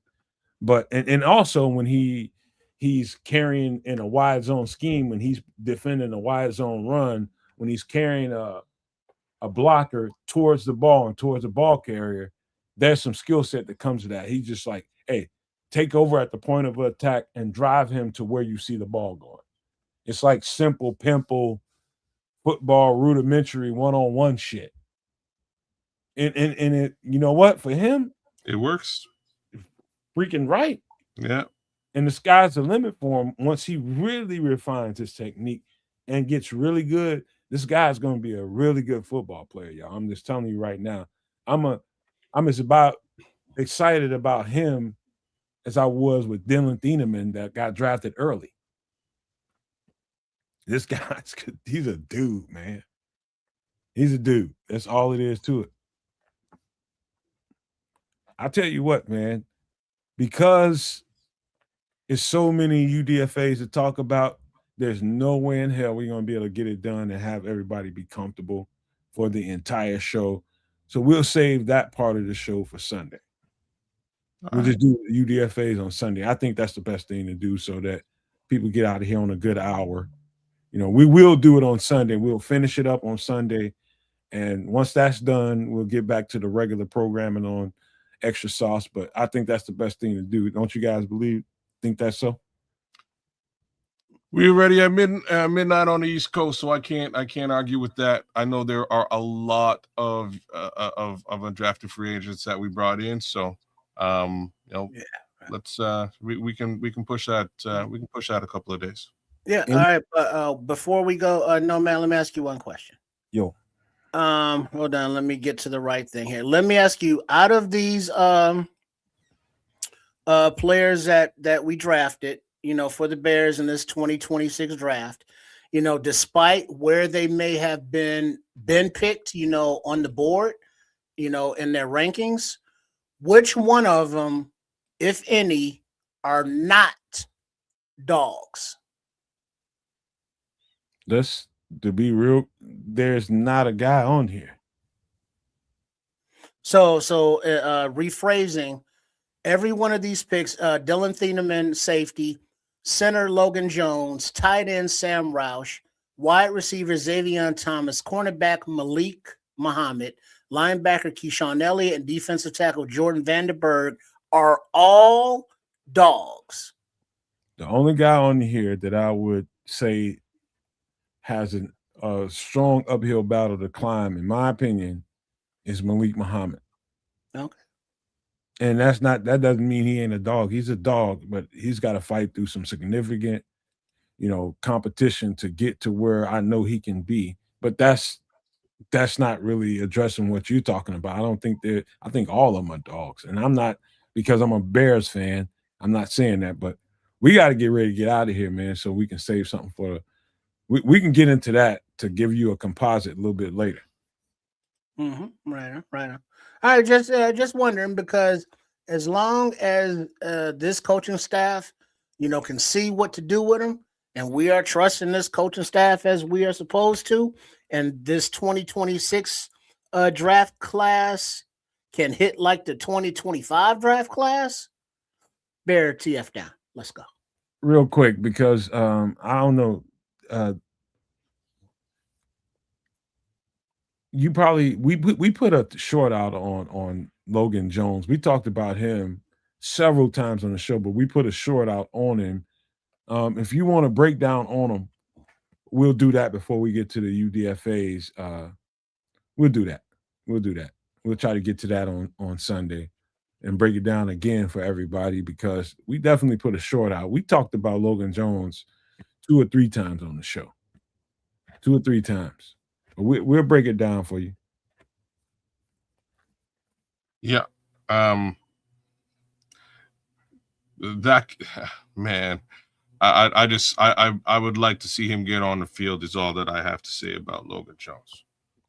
I got you, Monte. If you weren't there for that, we'll break it down for you again. Ain't no problem whatsoever.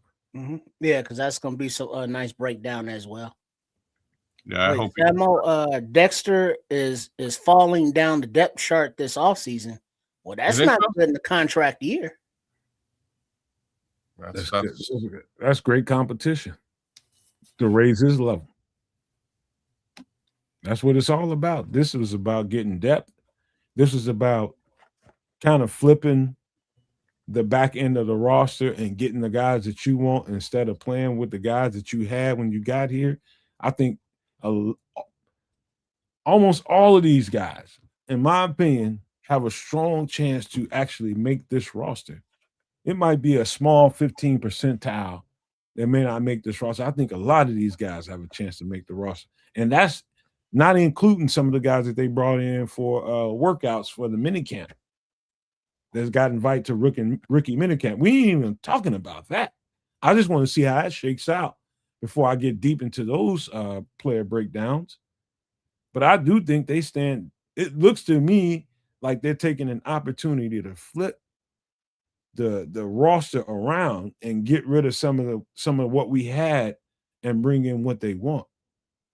That's what it looks like to me. Some of these player picks, that's what it looks like. I think a good majority of these guys are going to make this roster, whether it be on the practice squad, whether it be on the 53. There's some guys that have been hanging around Chicago for the last couple of years with the last group that may or may not have a roster spot, man. I think that's where the level has gone to in Chicago. So before what you got going on, Trip? Well, this is because minicamp, the invite thing, that's this weekend, right?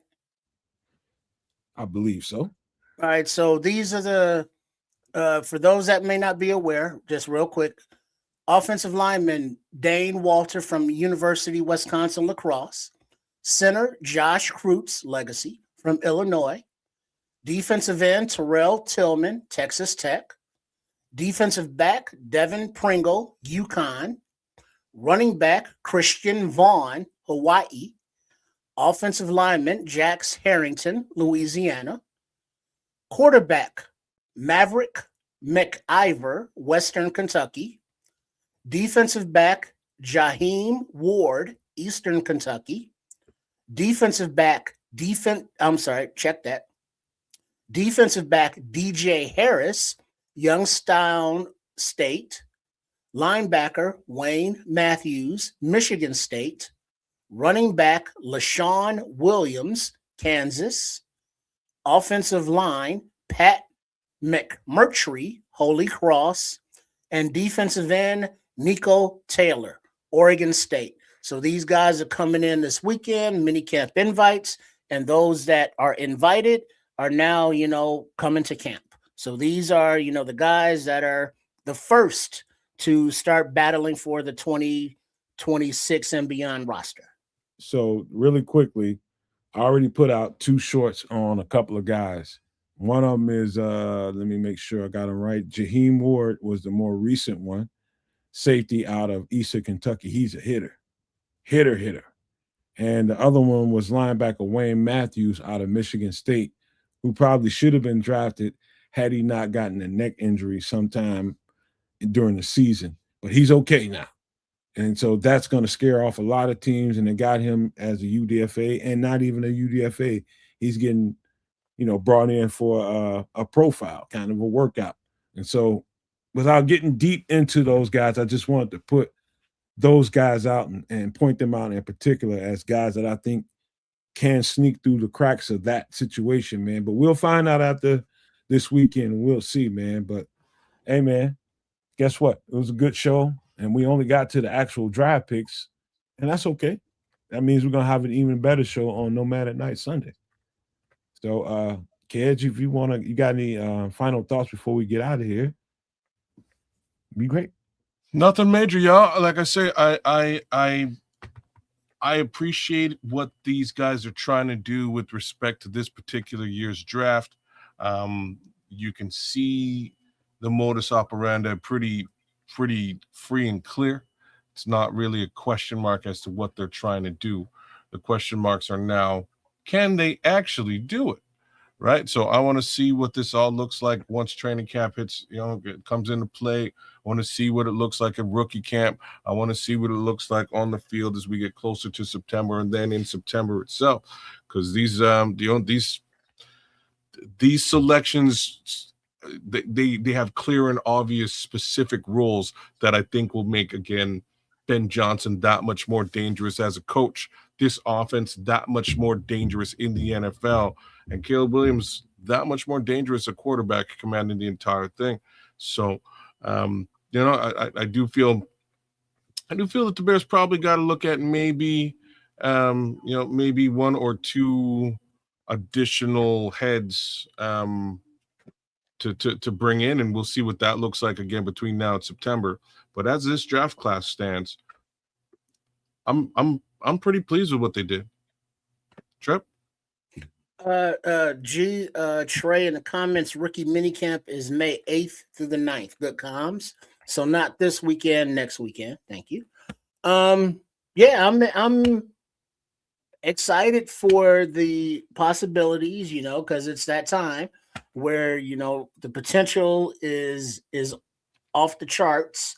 Realistically, understandably, we got to see them, on the field, and the rookies are not going to be what they are, right away, but if they can be coached up by this staff and contribute as they develop, it's all good. So the player profiles on both sides of the ball, fit the DNA, as they put it. So there are no conflicts of Ryan Poles saying, "Hey, I'm drafting this guy," and Johnson and or Allen, you make that shit work. It's like, nah. Poles has his criteria, the coaching staff has their criteria, and they were working synergistically to make the right picks, deemed to their board. And if we trust them, we got to trust them. So let's trust them. And so this is the first opportunity after the draft to, get excited about, because now that we've picked them, we've looked at their highlights, and it's like, oh, shit, okay.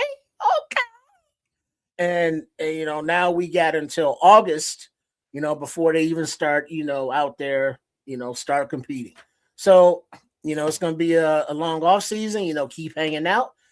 Thanks tonight. And also a shout out to Chef Trips for doing his thing on the last Wednesday of the month. He is a MFer in the kitchen, and it looks like that chili mac recipe is something that I might want to give a shot to. So show him some love at his channel there at Chef Trips, as well as all of the content creators under the Sports Chicago style umbrella at RRSCS. Big up for all the support. Thanks for allowing me to have our verbal diarrhea as we think through our excitement, our trepidations, our, frustrations with you. And, thanks for sharing them with us all off season.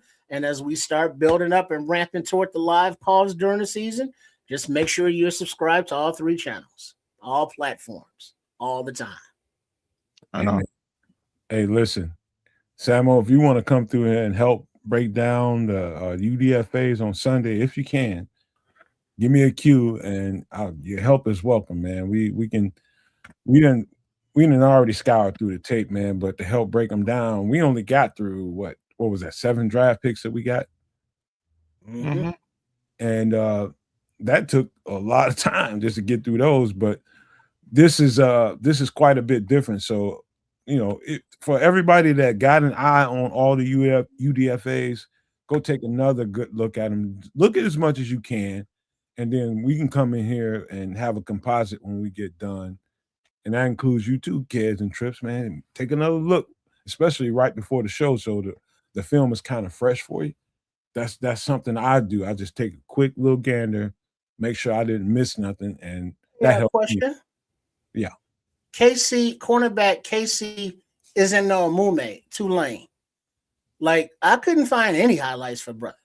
Like, where do you find some of this stuff if it's not readily available? Ezio Mume has got limited, let's just say, highlights out there from Tulane, but if you go to the Alabama State stuff, he's got a lot more film. Okay. Oh, so there's a previous school other than Tulane. Okay.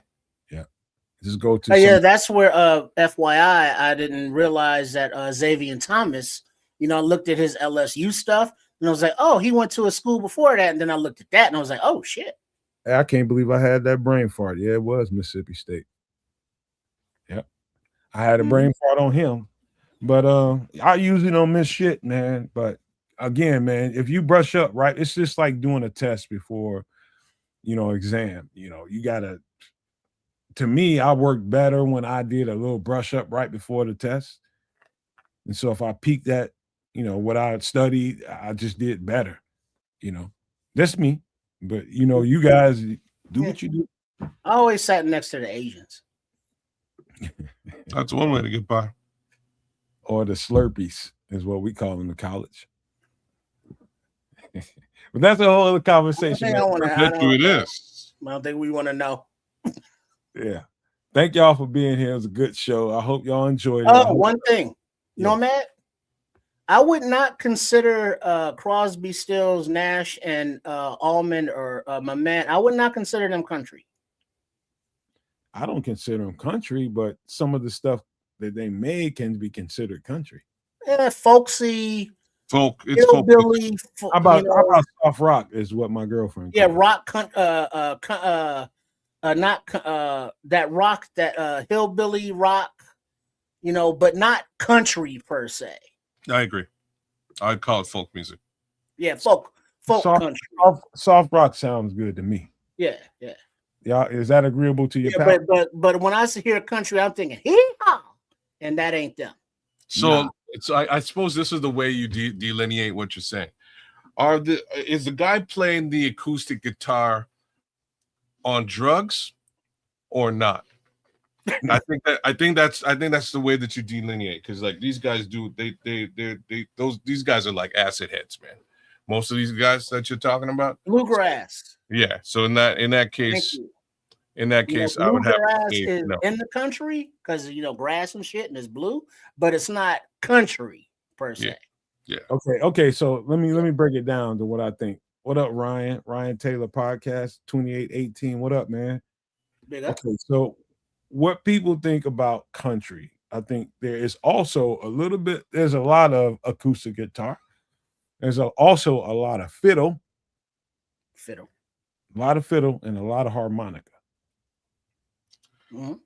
Well, Devil went down to Georgia. He was looking for a soda still.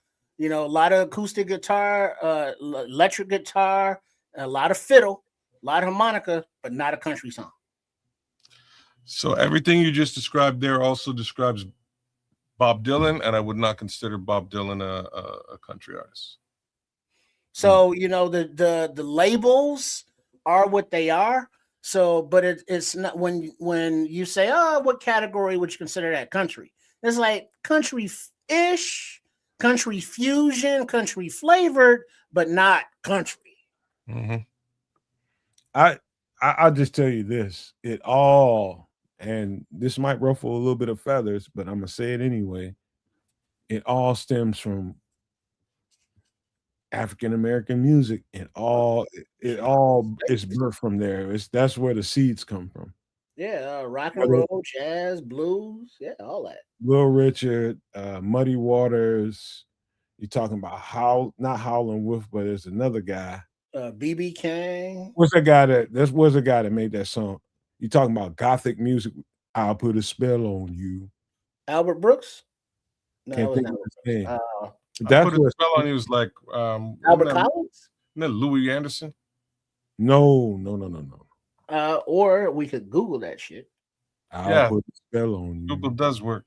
That's where some of the goth stuff comes from. That's where all the goth stuff comes from.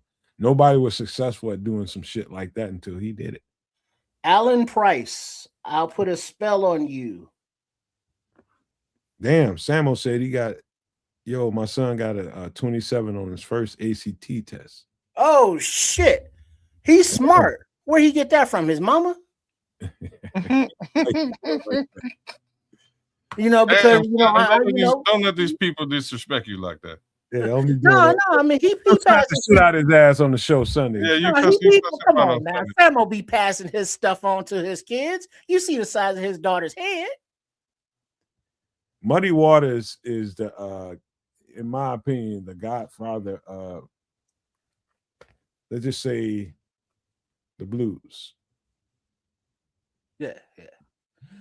So it's but all of that music is, I wouldn't say, some definitely stolen, but inspired by rock and roll, Chuck Berry.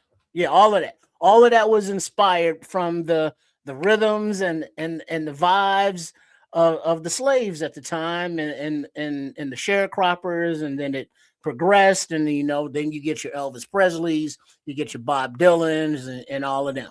So yeah, and a shout out Afro Man and Lemon Pound Cake. Right on. But yeah, man, this like Lemon Pound Cake perked kids right the fuck up, didn't it? I'm comfortable making almost any kind of music. What's the homie's name though? What's Afro Man? No, the guy. He's a son of a bitch. Ooh, you know what I'm talking about, Chad. The actual dude's name? Yeah, because the star of the show, if you will. He just outed a motherfucker and put him on blast. I love you gotta give. I'm like, you know what I mean? You wouldn't catch me dead listening to his shit on a normal day.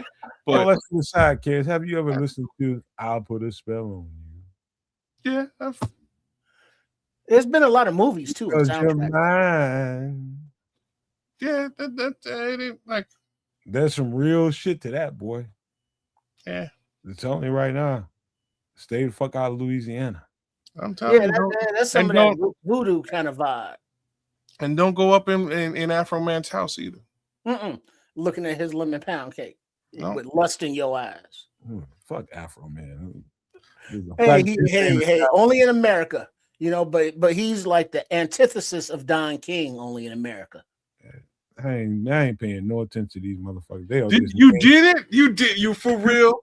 You be named anything, and if it sounds catchy, these motherfuckers will put you in the front. No, bro, you didn't. But you know how he got famous? The song that made him famous, Afro Man. Think about how fucking ridiculously stereotypical. But the song that made him famous, I would have did, but I got high.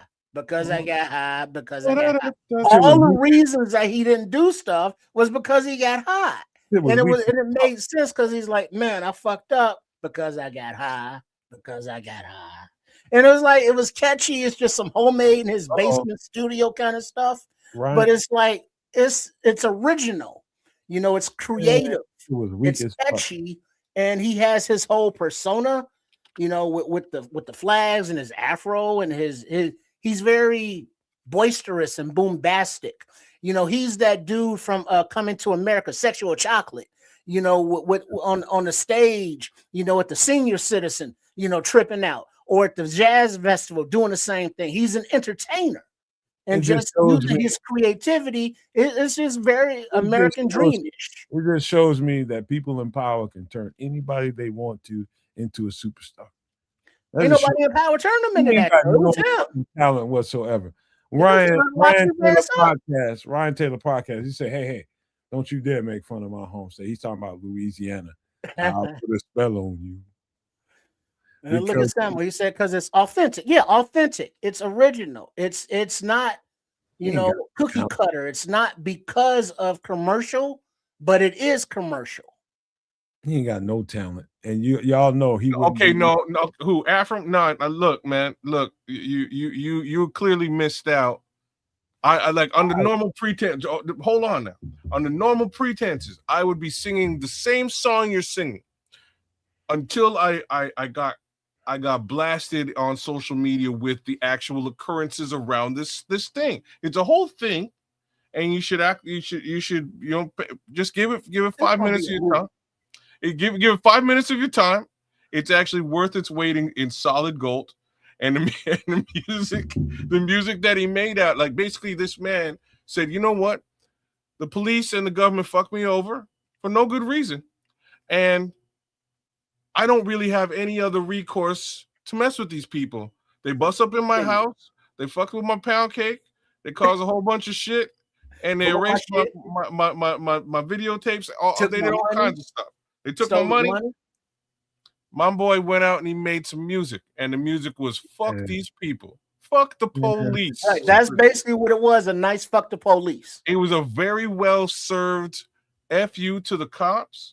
He put it on blast, made a whole bunch of cash off of the deal, and you have to applaud this situation. Like you have to applaud it. I'm not arguing that. Who's arguing that? I'm just talking about. We just got through talking about Muddy Waters. We talking about the guy Howlin' Wolf. We talking about all these different talented people. Yeah. And all of a sudden we get to Afro Man, who has but Afro Man's doing his own music, his own instruments. He's singing. He's doing his own video editing. He's talented. I mean, he's not an original musician like BB King playing on Lucille. You know, he's not, you know, a Prince playing every instrument in the studio, but he's talented in his own right. You know, whatever it is he's doing, and he's putting it all together. I'm going to explain to you how. There's no way in fucking hell he can be anything if he ever goes bald. If he ever what?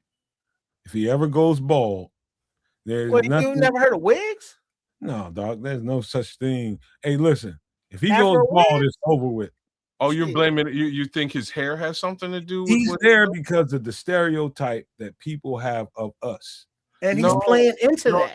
But it's not a stereotype. No, you're just right. He is into the fuck you police stereotype, but not the black stereotype. Right. He's playing right on it. This is just one of those times where you're outside of the scope of a situation, and you're looking at it with your own glasses on. Take your glasses off for a second. You gotta watch the story. Take your glasses off for a second. Exactly what it looks like, and it's exactly. No, you don't, because you have no clue what we're talking about. Did you watch his trial? Hell no. See, exactly. this is what I'm trying to do. You don't know the story behind it. You don't know what happened here. Basically, this man, and saying he's not talented. He clearly is, because he took some pain, some personal trauma, and morphed it into fucking cold hard cash with talent alone. That's what he did. And again, I'm not a fan. I've never you will. Again, under normal pretenses, you would never catch me dead turning up on some Afro Man bullshit. But my boy came together, and he dealt with the situation, and he had fun dealing with the situation. He turned it into a party. He turned a bullshit situation into a party, and it's super funny once you hear the story and you understand what he went through and how he spun it into a positive thing. You honestly, you would be anybody who's not impressed by this. Anybody who's not impressed by this just doesn't know the story. Look at the comment. I'm just, what is it? Put that up there. I can't see that. There we go. I'm just gonna say this about Afro Man. He uses his security footage to his advantage, and he made a little comeback. But he made a comeback. Now you're talking about him, and what he's talking about the security footage is. He used his actual doorbell camera and his security footage of the cops raiding his house, and he flipped those into music videos. Now, the lyrics, I would say, are corny, you know, very, you know, it's kind of like rudimentary, but they're snappy. You know, there's a beat and there's a meaning behind it that you can see, that you can feel. Just check out his trial. And when he's in court, when they cross-examine the cops, oh my God, that is going to be a Lifetime movie, because they have the cops on there telling on themselves, is like, was you lusting after his pound cake? And then the lady cop and having sex with her partner's wife. My boy says you got to watch it, Nomad. You got to watch this shit. Because it's hilarious. It is super funny, because like Triple R saying. There's footage of the two, I think 3 police officers. One of them's a female, one of them's male, and they're married.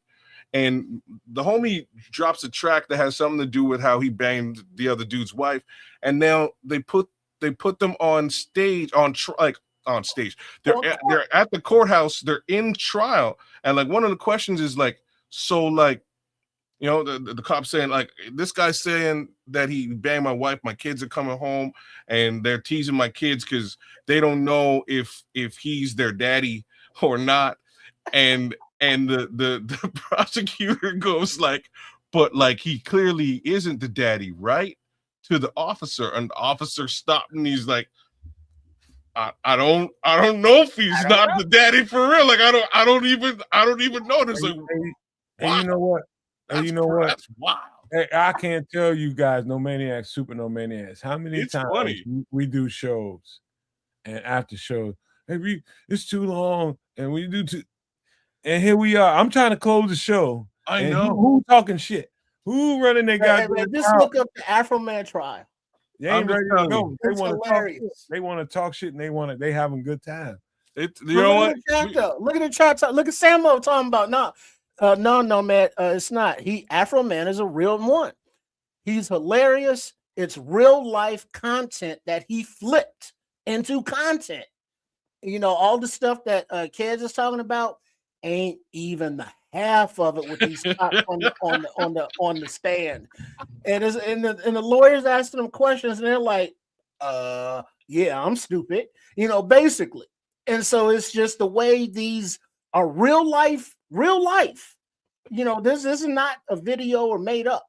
He took his security camera. He took the footage from court. This is hilarious cinema, but it's also a sad state of affairs for law enforcement in America and policing, if you want to look at it from that aspect. And it's another way of the black man being put under the force of the criminal justice system, if you wanted to look at that way. But the First Amendment, the court system, and all of that held because he was found not guilty and that they were all assholes. And so he flipped it all on him. It's a beautiful, you know, American story. It is a beautiful American story. It truly is. Take your beautiful American story and shut your ass up, man. It's time to close the show. It's beautiful. And and he might be a very talented individual. But the minute I seen the word Afro Man and any one of my algorithms, I heard him I got the fuck to home because the stereotype just bugged me. I ain't gonna lie to you. It bugged me. And like I'm saying, normally, bro, I'd be with you, but I looked at my phone and my phone's blowing up with Afro Man left, right, and center. I'm like, I don't even follow this dude. I don't care. Why do I care? And then I start seeing some of the court footage. I'm like, oh, what's going on? Oh shit. And this story starts to unfold, and the deeper the story gets, the more intriguing it becomes. And like now I'm like, all right, now I don't even like this cat's music, but I'm gonna go and check out his music. And the music is fucking hilarious. It's so funny. It is so funny. And like when you're done, you'll probably never go back and listen to Afro Man again on your own. In my life, I will never listen to that shit. I'm just saying, I wouldn't even blame you. And for me, don't close yourself off for things. Open your mind. For me, it was hard for me to go down this road to begin with because I would have. His name is just a pimp slap to me. No, it's what he's done, and Trip, you nailed it. It is a compelling, it is a true American hero story. You kind of have to just give it 5 minutes of your time. Listen to a couple of tracks, get some good laughter out, and it's over. And it's done. Person Goliath. You know why Trips loves him? He fought the man and fucking won. You know why Trips loves him? He will never ever grow another afro again in his life. Oh no! Hey, just so you know, I like to keep my body as clean of hair as possible. We talking about your all head. over. Nothing else. Damn. No afros, no muff, no bush. I Necessary. got a sense of humor, man, but I can't stand the stereotype, Ben Williams. But it's not the stereotype. It's a stereotype because he does have an afro. Yeah. I mean, so it's like saying Afro Man because it's very visual. But the stereotype of remember Sexual Chocolate and the Coming to America with the tight seersucker stuff on and the different colors, that's kind of his visual, kind of his vibe, that music lounge kind of performer. But he's on stage performing because he loves to perform. He's performing any place, every place, you know, with his original stuff. And then when the man tried to stick it to him, he was like, nah, I'm gonna flip this shit. And the story of him flipping is the American success story.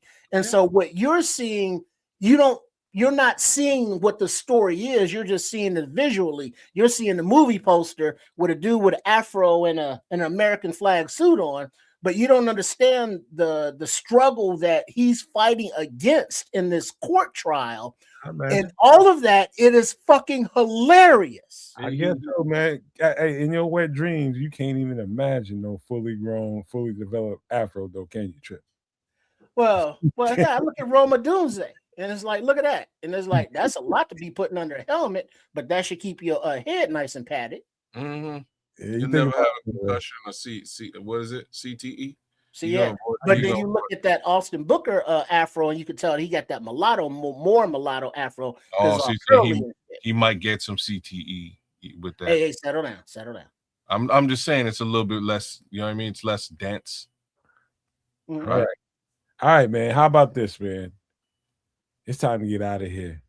I want to do some Mr. Rogers kind of, you know, it's time to go kind of thing. But hey, man, we're gonna finish up this thing because we did not do everything that we marketed ourselves to do. We did not cover the entire draft class because I didn't expect everybody to have this much conversation about it. But I'm glad that we did. We broke it down the right way. All the players, we fed in a lot of the comments that were being had as we were breaking down each player, and it was good, man. More can be said about the next show we're going to do on Sunday. We'll finish it with the UDFAs, man. We're going to have a great show. And I just want to say thank you guys for being here. Hit that subscribe button, hit the like button, hit the share button for all 3 channels, the Nomad Network, Kids of Canuck, and also Sports Chicago Style. Do that for us all, and we'll be greatly appreciated. And if you can kick in a few dollars for whatever you can do, man, that's always helpful because we struggle to maintain. And that's just the truth about this life we do as podcasters. That's the way it is. And so I just want to say thank you, especially to Dante Purify, who gave us that great super chat on the other day when we was finishing up the draft. Thank you so much. But I want to leave you guys with all this love in the world in these famous words. Love, peace, and hair grease, y'all. Randy Walters is